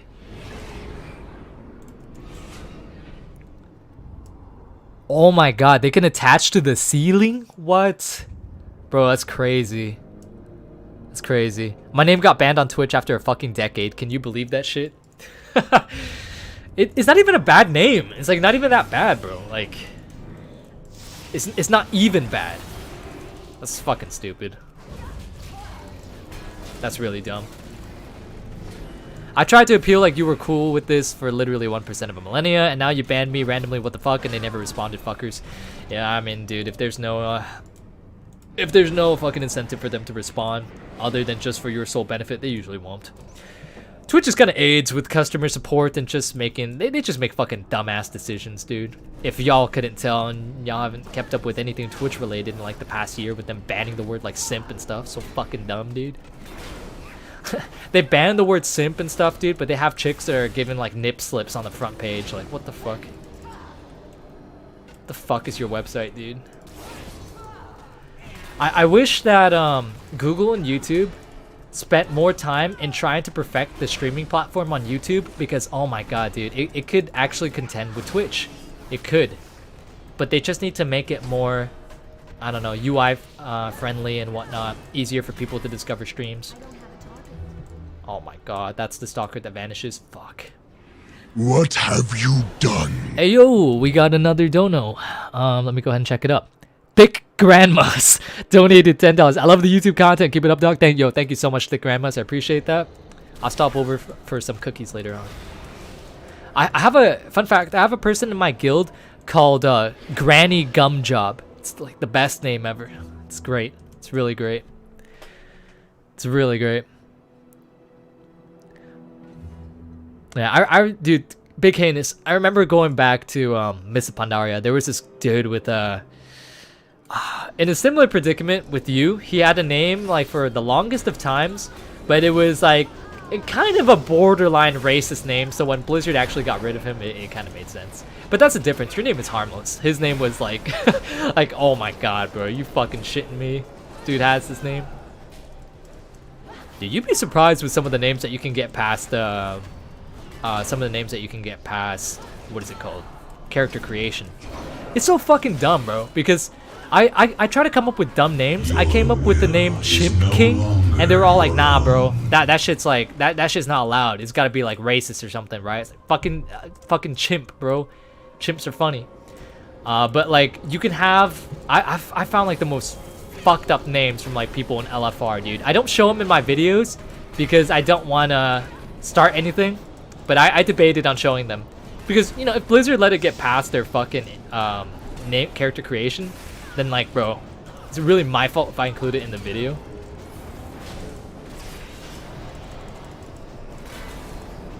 I'm not the one condoning it or like allowing it to pass. Zia Andrews, yo, thank you so much for subscribing, dude. The equivalent to subscribing on Twitch, but joining as a member on YouTube. Thank you so much, dude, for supporting the channel. Appreciate it. Yeah, I've shamelessly carried this name forever, and it's never been banned.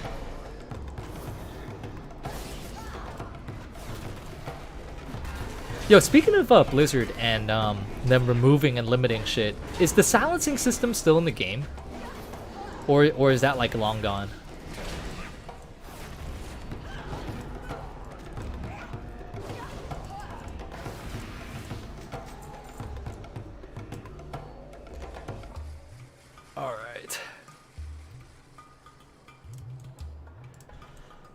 All this time and we're still on floor 1. Hopefully the other floors are a lot quicker. I might have a questionable name for my hunter. Say it. I'm curious. You can't say that and then not say your name.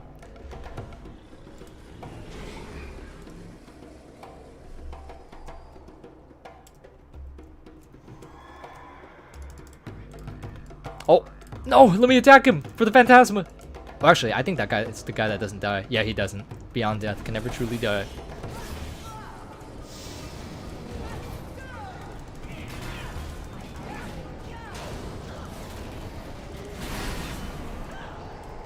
There's a lot of like beefy packs in this floor, I must say. I've had to pop wings like 3 times already. Usually I just pop wings just to get things done faster, but like these guys are like, genuinely beefy. This is hopefully this is the longer floor, because whenever I do Mortgar, I've noticed that this is usually the longer floor. So one where you gotta teleport everywhere. Oh, something that they also should change, just as a quality of life change. Oh my god, dude, there's so many platforms. Finally. Something that they should change is that they need to make it so that you don't have to loot Phantasma. It should automatically go to your inventory or your whatever this shit is called right here. So that you could just constantly chain pull without having to fear running back and like looting and stuff like that, or looting mid pull. Like that's what they did with Visions, right? They did it so that what is it called? They did it so that the what was it? What was the currency in Visions? Mementos? I think it was Mementos, yeah. They made it so that that would instantly be collected and you didn't have to loot it. Aside from like the chests that were around. So I don't know why they decided to go back with that now. Alright, I don't have wings, but I do have Seraphim. So let's see how long this takes. Just gotta remember not to stand in that. I wonder if that will one-shot me if I'm a tank. I don't really want to have to take all the portals back here to find out. Otherwise I would. So yeah. Because it's quite a long run back. I'm pretty sure it will one-shot me if I'm like in ret or something, but I'm not entirely sure if I'm in prot, will it one-shot me?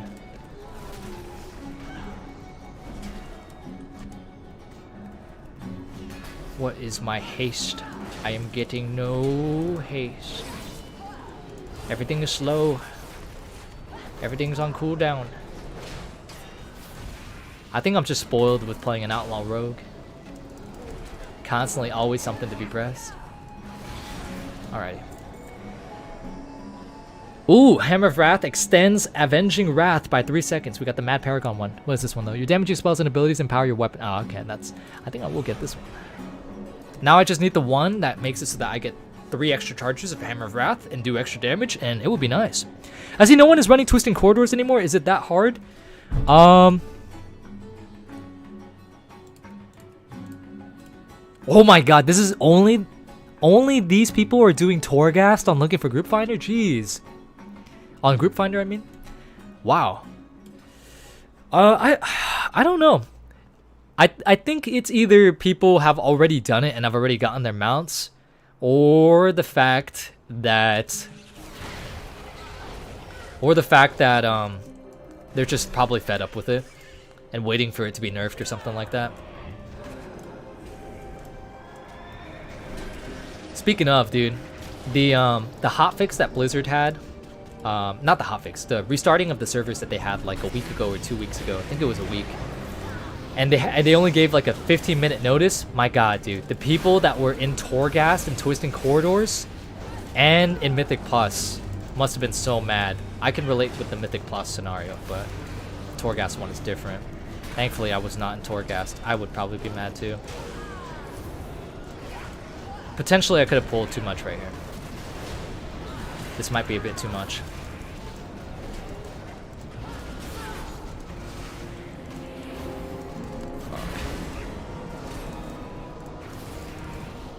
If I can get like one of the bigger dudes down, it should be fine.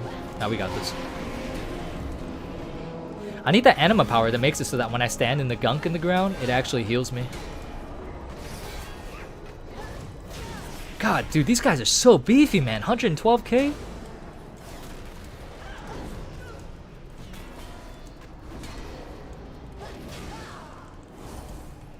Like, staying alive isn't really that much of an issue, but the constant mashing of buttons, man. Oh, hello. Did they leech back?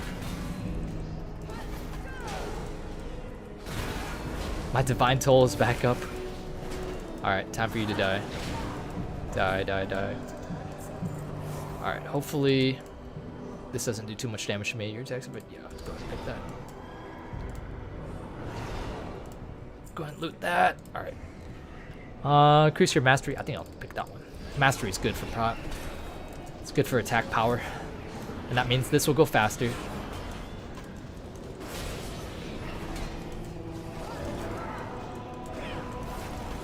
You don't need the twisting mount anymore. Yeah, that's true. That's true. But, you know.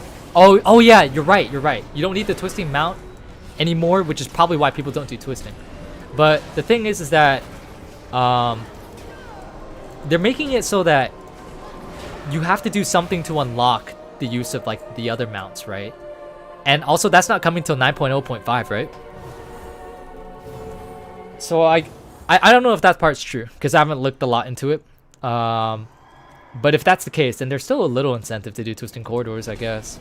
But I would not do it. That. Oh my god, they just fucking melted, dude. I'm gonna go while Wings is up. I got Wings for 10 more seconds. I'll probably just pull these guys and then probably unlock those things. Unfortunately, I'm a wheelchair. Though in 9.1 they're removing the death restrictions in Torghast. Oh yeah, I heard about that. They make it so that what are they changing with that? They're removing the death restrictions, but they're making it so that when you I forgot what the changes were. Could somebody tell me what the changes were with the death restrictions? So I remember my friend talking about that, but I don't remember anything about it. Whenever I would go for my mount in the mall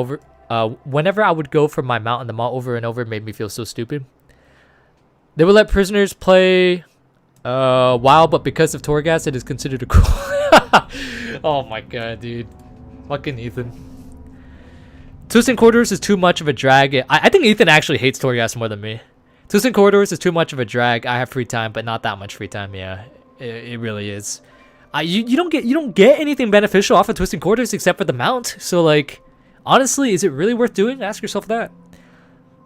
Personally, I am fed up with the anima grind, and I want 9.1 features to continue playing. I don't hold anything bad against the game or devs that just extracted the max enjoyment from 9.0.2. Dude, I completely understand you, Duffy. I feel like I say this over and over each and every single week, but WoW has become very centered around like tedious grinds that don't need to exist. And like, of course, it's an MMO, and an MMO should have grind, but like Torghast and Anima are systems that should not exist. There's no purpose of it.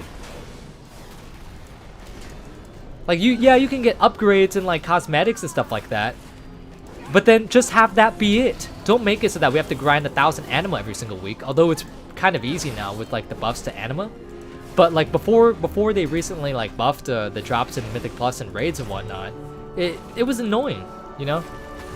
And like there's no need of it. And on top of that, like the renown system too is stupid. Why does that need to be a thing? Why does the renown system need to be in place? And then when you re-roll, you lose all your followers, you lose all your renown, you lose all your animas. What the fuck, dude? Like, it literally is the game of just being tedious.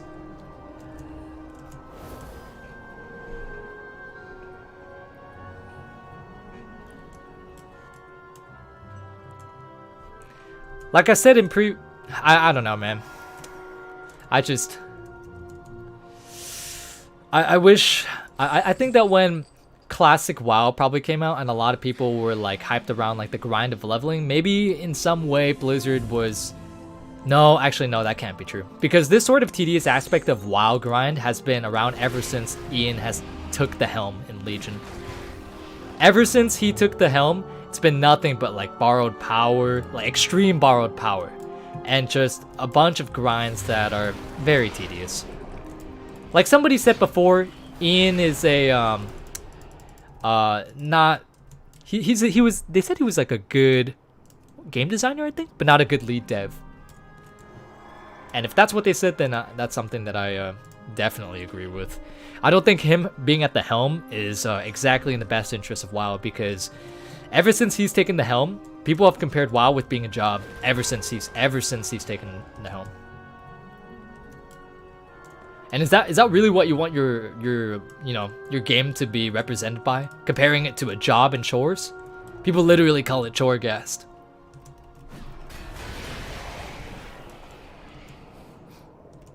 To extend our playtime and keep playing the sub, it's really simple to them.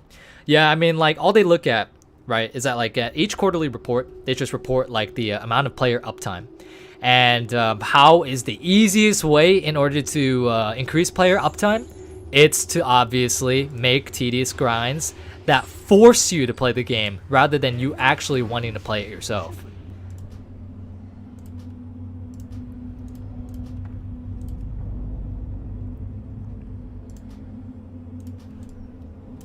Actually, I have a lot of anima. It's probably because on the first floor I wasn't able to really skip anything. Oh, and also on the second floor it was a straight linear bridge. So, I guess I'll choose that one. That one's more fun if we ever run into any more mall rats. The cooldowns of judgment. I guess I'll go ahead and choose that one. Shadowlands is more boring than BFA and WoD. Blizzard could do so much better with their game, could be less grindy with longer lasting playability, but they don't and probably won't. Yeah, I mean, Blizzard is so... I really do think that EA needs to step down in order for that to actually be recognized. With Ian as the lead developer, this game will forever fall to more tedious and tedious grinds. And I recognize that during Legion too, dude. Like, during Legion when people were, like, praising the expansion, and granted, it is a good expansion, but that's when the gameplay started implementing a lot of systems that just started to become very tedious. With the RNG of the legendary drops, the artifact power grinds, it was the beginning. It was definitely the beginning. I should focus down that fire elemental first next time. Fuck, he did a lot of damage.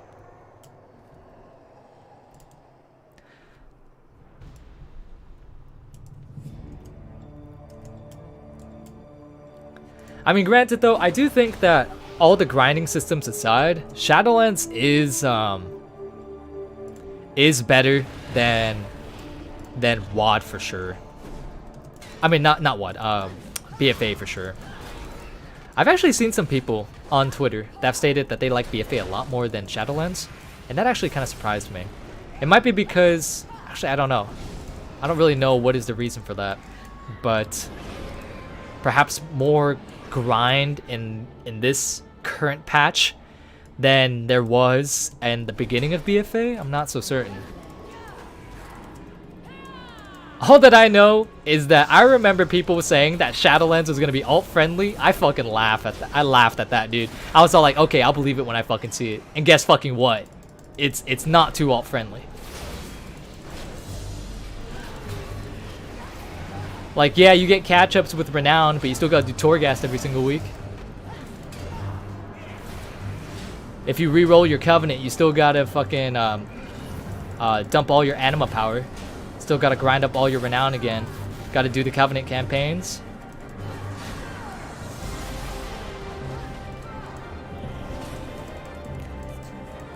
Shadowlands is really awesome expansion. We need more fun stuff, like if Torghast had normal jobs and gave... Dude, that's what I said before.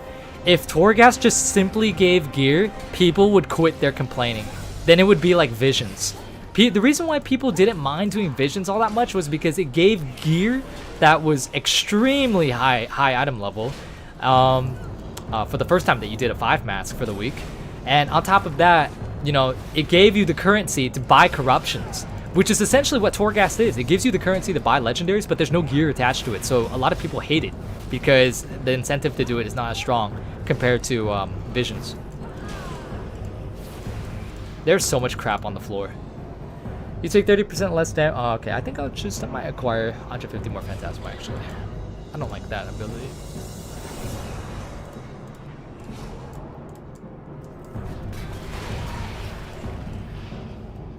And another thing, we can't scrap our Legos we don't use anymore or make a mistake on, which really hurts when you have a tier. Yes, yes.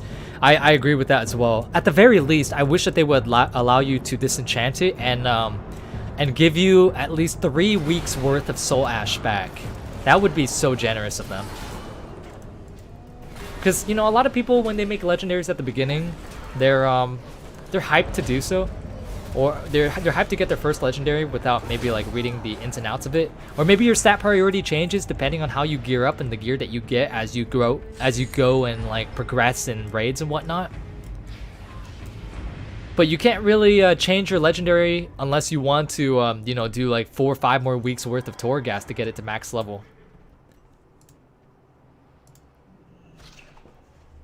But I do agree with that. That is a very good suggestion. Oh, this actually does a lot of damage. Your leech is increased by 15%, but your shadow damage and healing done. No, I don't think I'll pick that ever, actually.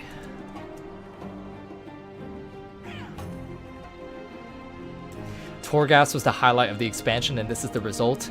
I know Preach said something about Torghast, right? Like he made a whole entire video about like how good Torghast was, and then what we actually got in comparison. I was really hoping that they would address Torghast, man, during BlizzCon, but guess not, dude. Well, the only thing I like about Shadowlands is Shadowlands grind is kind of time gated, like back in BFA. Back when I was under geared, I always felt overwhelmed if I was put behind, but now I can go at my own pace. The core of what I enjoyed from WoW Died expansions go, I love tough, long dungeons. Actual dungeon crawls, not speed. Oh, Norv, that is a very good point as well. Because the difficulty of dungeons nowadays is exactly what you said. Speed running it with added difficulties, and that it's constant intensity and constant intensive, just party-wide damage and mechanics. Whereas back in the day, it was just the adventure of progressing through the dungeon as well, right? But the only thing that sucks about that though is that if you go back and do like old WoW dungeons and whatnot, they quickly fall out of relevance when the raid comes out. So I guess it's a double-edged sword in that retrospect. Like, I do agree with you that I do miss that old side of WoW too. Like constantly having everything on a speed run is very, very stressful. But at the same time, if there was no difficulty in Mythic Plus and they just handed out gear, then there would be no one would raid. And then like the opposite, if they would just make it like an adventure like it used to be, and then have it like not have capped gear, or not have it have upgraded gear rather. Dude, holy fuck! Oh my god, I might actually die. This fucking Ember Guard is doing so much damage. If they didn't have increased gear item level with increased difficulty, then the dungeons would basically lose their use when the raid comes out. And then the only times you would be running it is when you're leveling or when you're on an alt. Sorry, I had a lot of trouble speaking right there because that Ember Guard does so much fucking damage. I actually had to pop wings to kill it. That did a lot. Conflagrate hit for 6.3. Jeez. Yeah, I was looking at my combat log right there. How important is gear in this game? Very important. Very important.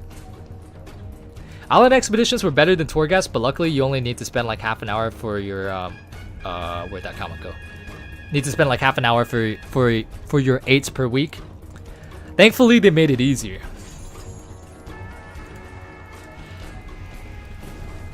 Because back when it was difficult, it would take you longer. I need wings to come back up. Also, am I missing a key? Or is that fully unlocked? It should be fully unlocked, actually.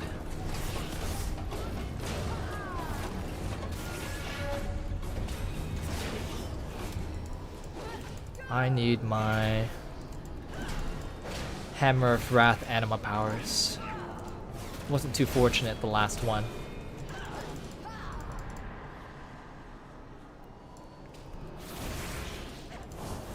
Oh shit, I was gonna level my Affylock, huh? Well, definitely not now. Definitely not after this. Man, acquired 300 Phantasma or Hammer of Wrath deals 30% increased damage. This would be so good if I can get a guaranteed chance of like the 3 from dropping. I think I'll choose this one.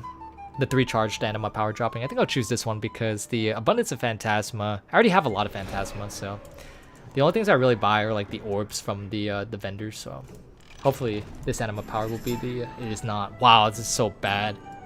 So bad, jeez. I feel like they nerfed the quality of Anima powers, man. Ghost nerfed them. Or maybe RNG is just that much of a bitch.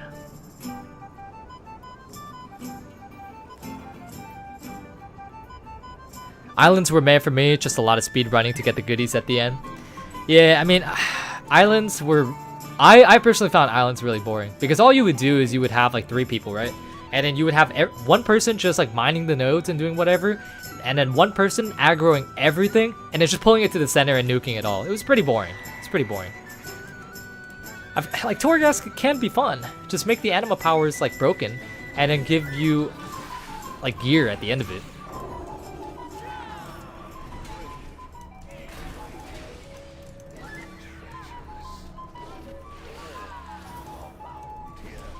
I want to pull big, but things are so spread out.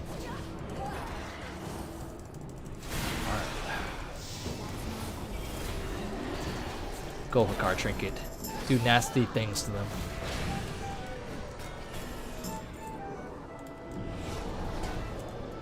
That is somebody from Maldraxxus. What do you think they were going to do with higher item levels legendary? New currency to upgrade above 2 jeez. Just increase the amount of soul ash gained? Dude, what I think that they're going to do is I think they're going to increase the amount of soul ash gained, but I think that they're going to tie soul ash to other activities outside of Torghast. But I could be completely off on that and giving them too much of the benefit of the doubt, and it could just be something entirely different or just more Torghast. But I was very concerned when they didn't mention it at BlizzCon. Man, just die, please.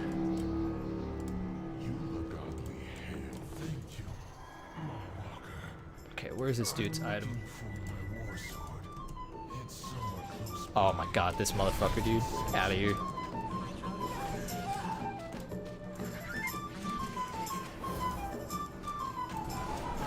This dude's item might actually be at the end, actually. I think that's how it usually is for this lore. Torghast should drop cosmetics from the last few expansions, justifying it with all the things that we got into the mall anyway, so we could farm BOD, transmog, whatevers. At this point, if in the perfect world, I would have gear be at the topmost priority to drop from Torghast. But at this point, I would take anything. Even cosmetics would just be, you know, just getting absolutely nothing.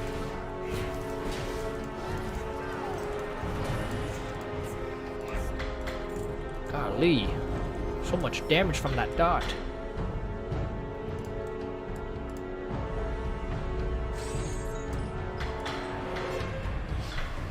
Alright, that sounds good.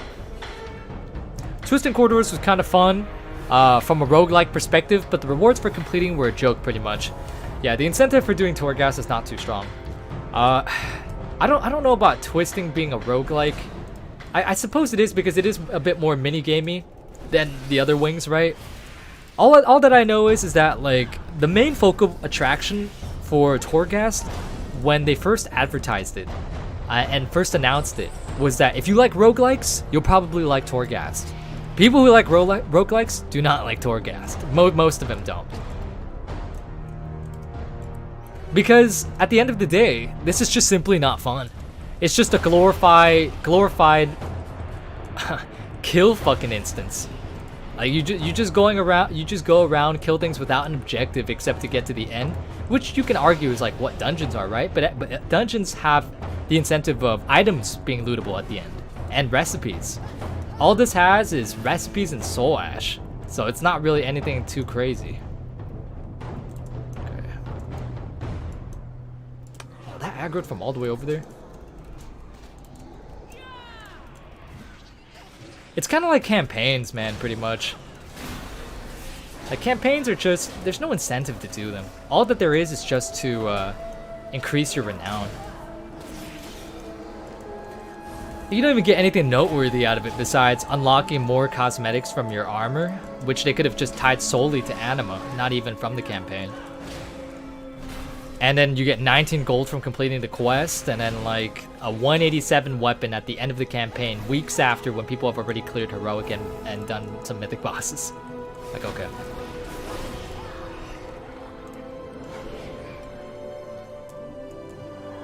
Morning, my fellow gangsters. Morning, Jamie. What's up, dude?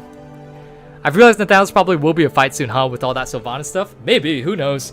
I actually am kind of curious to see how Nathanos is going to react to Sylvanas sort of doubting herself. Because in the past, it was Nathanos who showed doubts with Sylvanas' actions. So maybe it would be kind of a flipperoo where Sylvanas gets some sort of redeem and like, you know, doubts her actions, and then Nathanos just full send siding with the jailer. One of the times where like the initial main antagonist turns, you know, anti-hero again, and then their sidekick is the one that goes full antagonist. I hated how Necrolord campaign has only two unique missions, but hey, yeah, there was a lot of overlapping with Necrolord, wasn't there? There was a lot of overlapping with Bastion. But hey, at least our mount is the coolest, but flying mount at 9.1 is the worst. What is it? It's the fly, right? I think it's the fly. But I'm gonna get the Maw horse. I'm happy. I think the only one that I really liked. Oh my god, I'm dying. I think the only one that I really liked from their showcasing was the Ventir one. The Ventir one looked cool.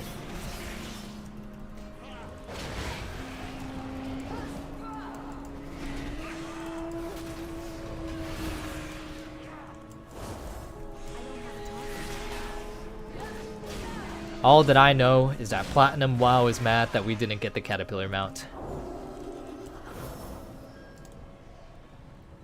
Does anyone know, by the way, if the Guardian Ancient that we're gonna get is gonna talk to you?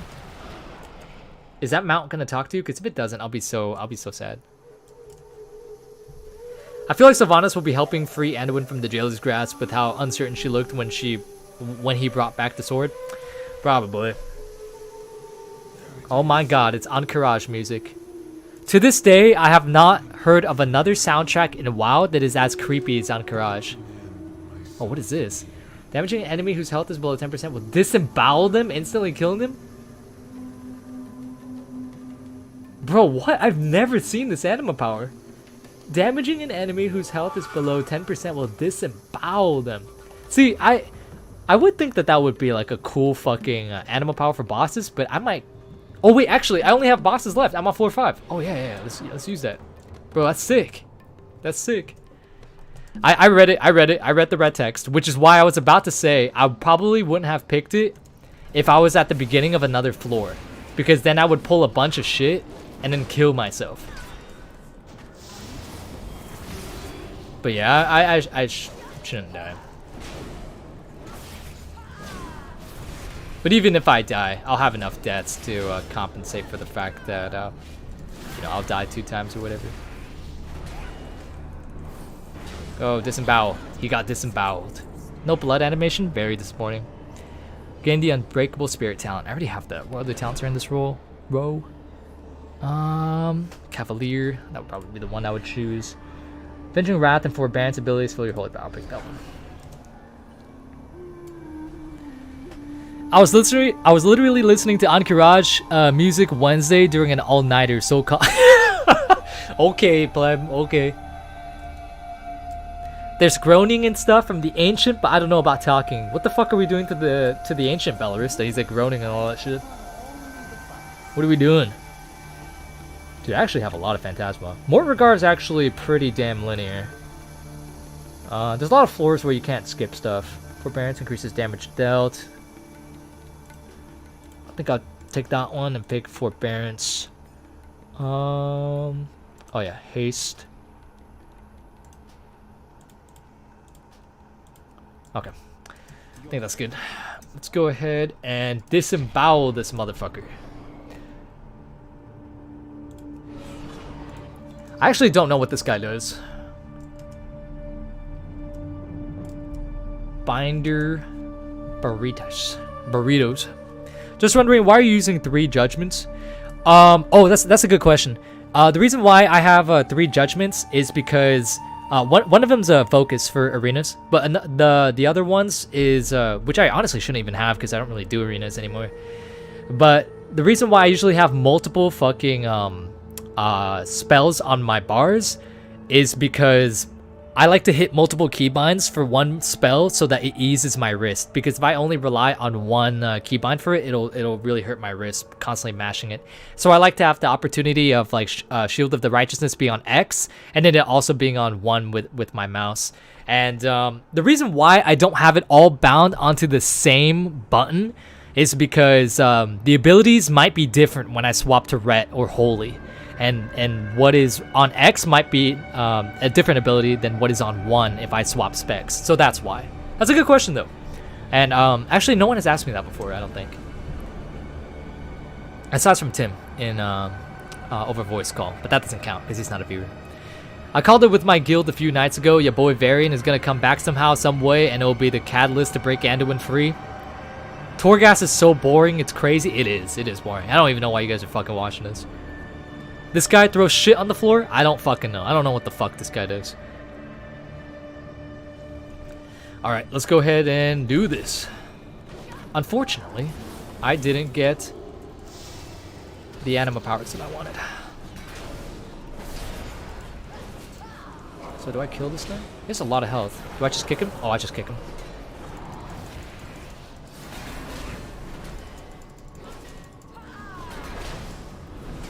Another one. Will stun work? A stun will work. Okay. Well, this guy's a joke then.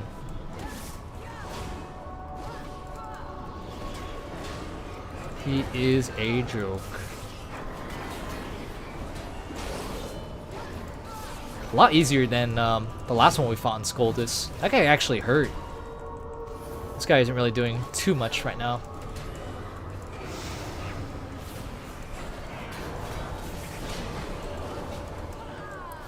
We live in a day and age where if you click shit in WoW, you are just like asking for suicide, man. This game would be so ass to click on nowadays. Like back during MoP and WoD, it would probably fly. But if you click nowadays, man, oh my god, this game would be so fucking hard. It would be so hard. Alright, time to get the fuck out of here, dude. Fuck Torghast. Crucial, you Dumbo, me watch because of the pod content creator, not the content itself. Thank you, Zydex. Appreciate that, dude. Weak hands? Yeah, I do have a weak left hand. Because that's the hand I jerk off with. I think last week you said that you have 2 keys to do the same thing to help your wrist. Did I? I don't really remember. I don't really remember if anyone asked that, and that's what I said. But I could have. I talk so much on stream, I don't remember half the shit I say. Ivan, what's going on, dude? Hello, Crucial. Greetings, chat. What's going on, dude? The Pepsi dog is back. Let's go, dude. Let's go, right? No more creepy sponge. Well, actually, now that you said that, let's go ahead and fix that real quick. Let's go ahead and fix that. No, that's not the one I want. Where is it? There we go. There we go. There we go.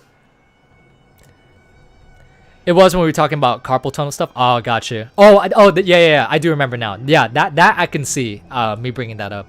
But I don't think anyone has really called me out on like my 3 abilities before. But I do remember us talking about carpal tunnel with Hiru. Yeah, I do remember that. Thanks, I click almost all my spells. Not knocking on you for clicking on your spells, but like I'm just saying that this game would be really hard if you actually did click. It's just so hard. There's so much shit that you gotta move from nowadays. Alright, it's near the end of the stream, which means the last 10 minutes I will be reading and keeping up with chat. So this is what we're gonna do for the next 10 minutes. By the way, thanks guys for the awesome viewer interaction today. We talked about so much stuff that, again, I can't remember half the shit that I said, but I do remember we've been talking so much the past few 3 hours, actually. 3 hours and 40 minutes. Dude, we're nearing 4 hours. Holy shit. That the stream has actually been really enjoyable because of how much that we've just been talking about stuff even outside of WoW. Thank fuck.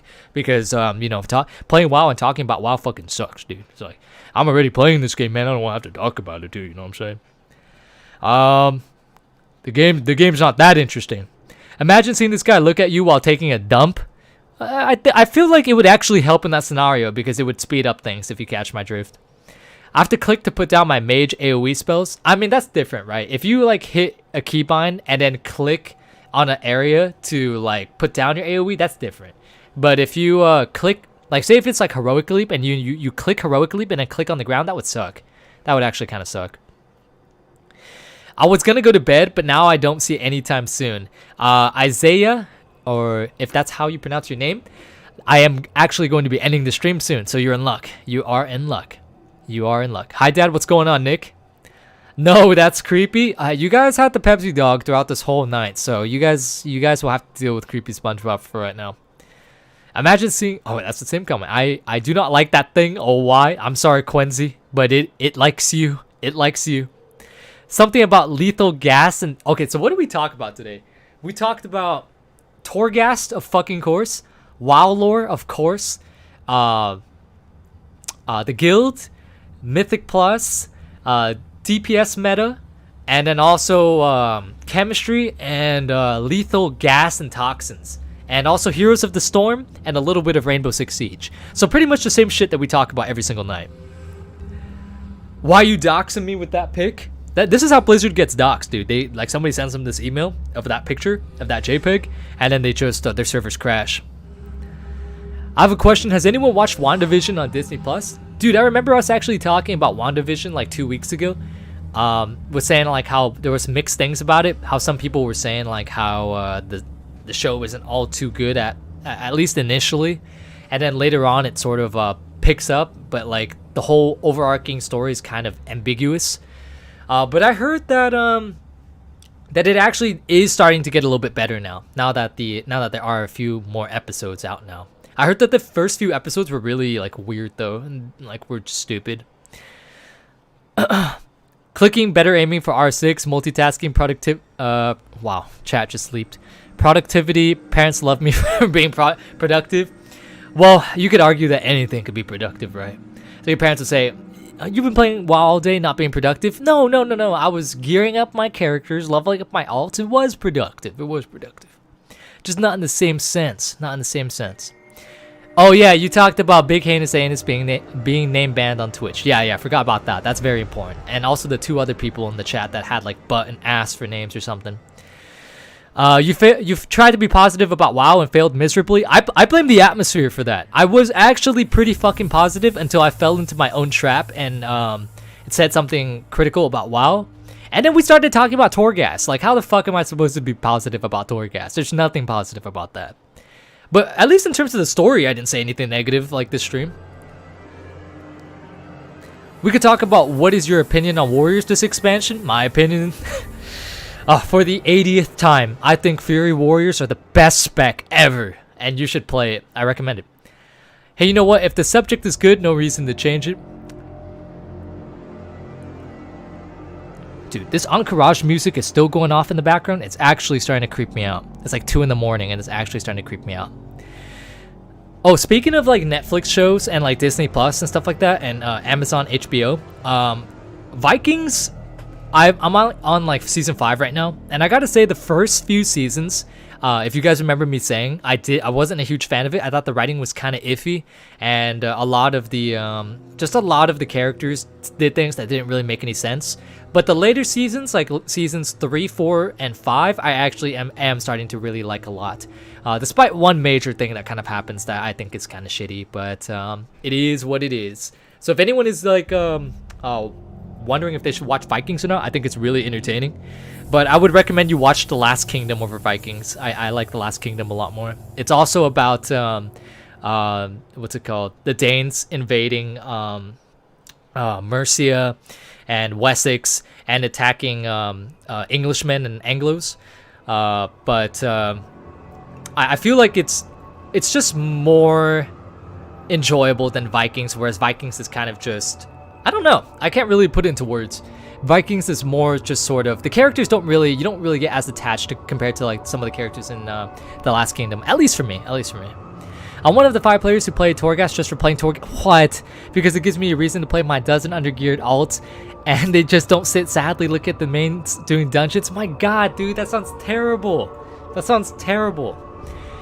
Looking at the SpongeBob pic as you listen really enhances it. You should try doing it naked. It's a euphoric experience. I'm kind of hoping they remove the whole "you're the most important character in WoW lore," even though my character is just a farmer. I just don't like being the center of the whole expansion. Yeah, Quincy, that's actually why I like the Bastion campaign so much, where you play as the one farmer who dies trying to defend his family from the army of the undead and ghouls. I thought that was really fucking cool. It really shifts a different perspective, because usually we play a character that's like the champion of Azeroth, that's all too powerful, that cuts through everything like a knife through butter, even the Burning Legion. But when we look at the farmer and like how he struggled to take down even 2 or 3 ghouls, it's like it's a true eye opener. It's like a different experience, and I really, really do like that. I hope more quests are like that in the future. I really do like that. Bro, looking forward to see some more Mythic Plus videos with your gang. It's so good. Yo, thank you, Irfan.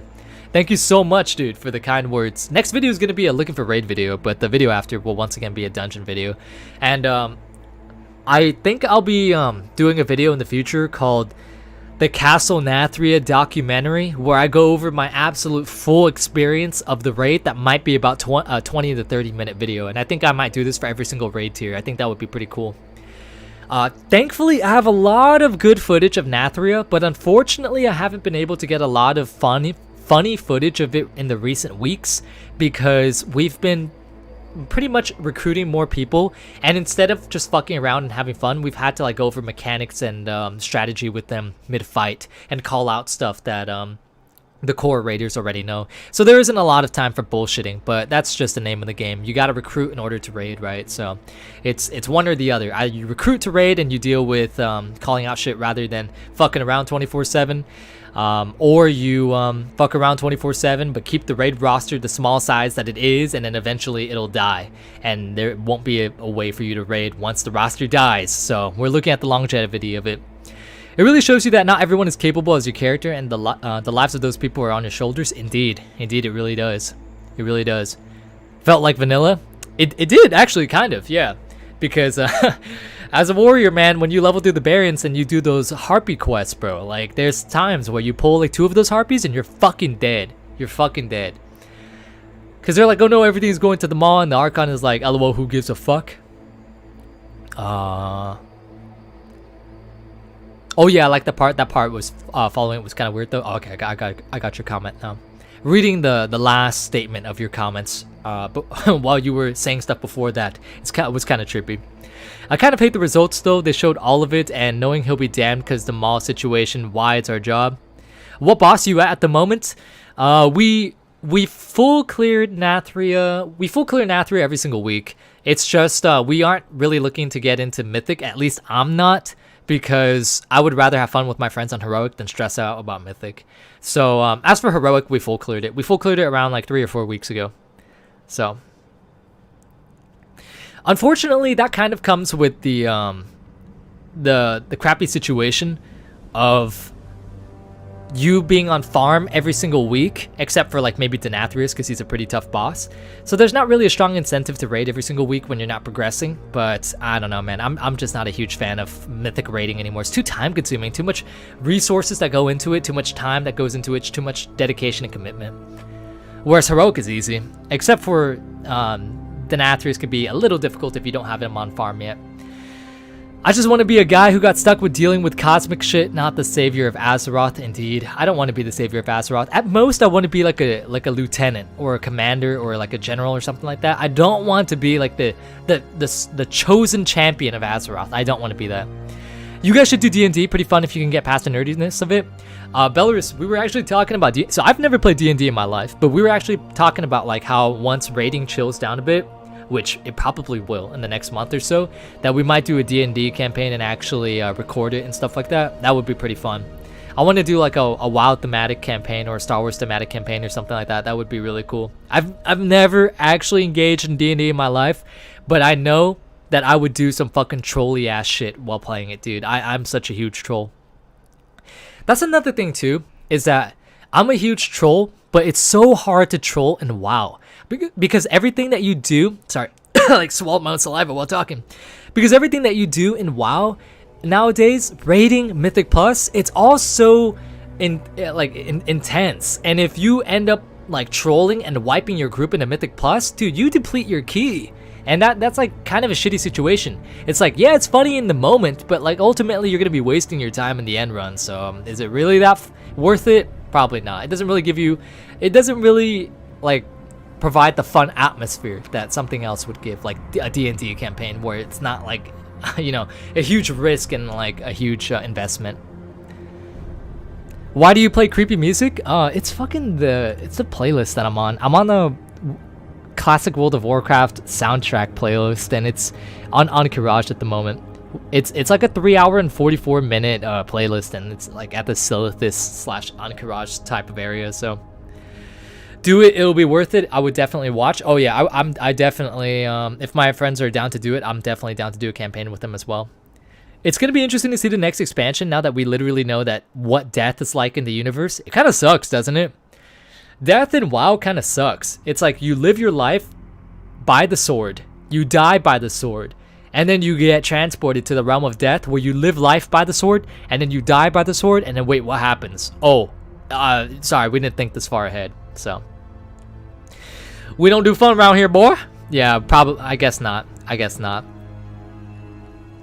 There is a Star Wars D&D sets and stuff. I want to give it a go doing a homebrew right now. Dude, that sounds actually so fucking fun. I really want to do D&D, but I gotta do it with like really fun people that I know really well, because that will make it all the more fun.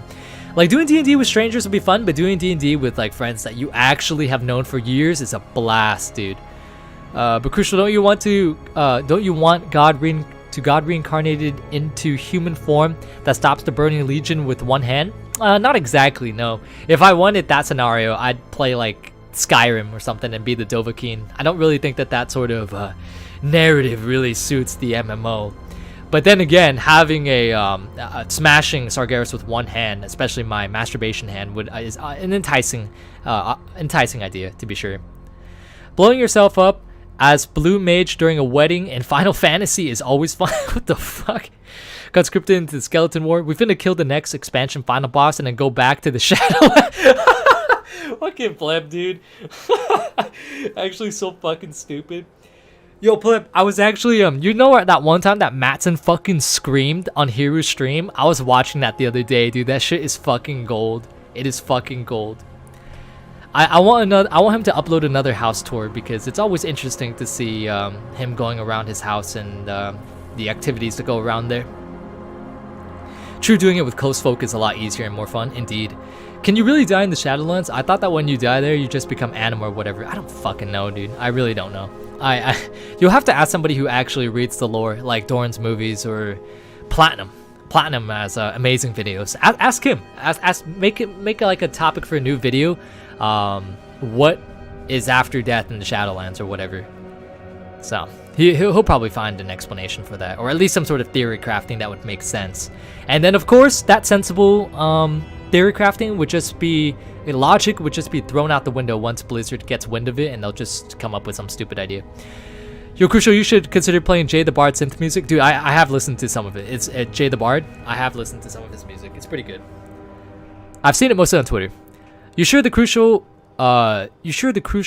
but wouldn't it be so relatable and also not at all super confusing because there's multiple characters?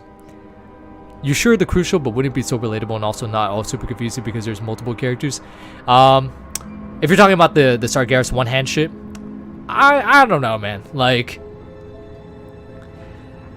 as a joke, no, I wouldn't give a fuck. But in all seriousness, yes, I would. In all seriousness, I would. Because dude, I had a problem with people going around with like 20 shards of Frostmourne, right? I don't remember that. Bro. Where is it? I've kept that man in my memories always. I'll have to find it. I actually don't have the link for it. I don't know where it's saved. It's somewhere on my Discord server, but it's one of his HOTS recordings with the murky thumbnail. I don't remember. When you die in the Shadowlands, you go to the second Shadowlands. The second Shadowlands, which is Blizzard HQ. They should have made the Shadowlands... Oh, dude, yes! They should have made the Shadowlands Purgatory. Yes! Or something. I always laugh when I die. Yes! That is such a fucking good idea. Like, it's such a joke to think that you go to the Shadowlands when you die, but then you're here when you're living. So when you die, do you also go back to the Shadowlands? And then when you die, while being already dead in the Shadowlands, what the fuck happens there? It's so dumb, dude. It's so dumb. It's so stupid. Ethan had a stroke. He went to the Shadowlands. Fuck. Yeah, bro. I think I got what you were saying. But I don't fucking know. I don't know. No one dies in the Shadowlands. They're just farmed forever. Not if you play with war mode off. You become spook juice. You become spunk juice. Don't give them any ideas to another grind fest. I'm giving them ideas to another expansion. We collect the Dragon Balls and bring everyone back. We collect the Dragon Balls and erase Torghast. You know, honestly, I would be okay with like my favorite characters not being brought back if it meant that Torghast was eradicated. So that's what I would use the Dragon Balls for. Man, I would have expected Hiro to take down those HOTS videos. These videos are incriminating with what we were saying. I don't even remember. All I remember was people were fucking screaming. People die when they are killed. Yeah, that's pretty much, yeah. You managed to understand it, but it doesn't mean if it was but it doesn't mean it wasn't an incoherent mess. It was, but at the end of the day, that's all that matters, is that I was able to get what you were putting down, right? Alright, y'all. I think that's gonna be it. I'm fucking hungry as fuck, so I'm gonna be bouncing. Thank you guys so much for tuning into the stream. I really do appreciate you guys being here every single week. I love you all. Thank you so much, guys, for the conversations. Sorry again if I said things that didn't make sense. That's just how I am when I stream. I say a bunch of random shit that I cannot keep track of because of what I'm doing and with how much I'm talking, trying to talk to like 300 people. But again, guys, thank you so much for tuning in. I love you all. Have a great night. Make sure you join the Discord if you're not part of the community already, and join the guild. For more information, look at the description of this video or on Discord. But again, guys, I'll catch you later. Have a great night. Thank you, Ethan, for always being here. Thank you guys for always being here. Yeah, have a good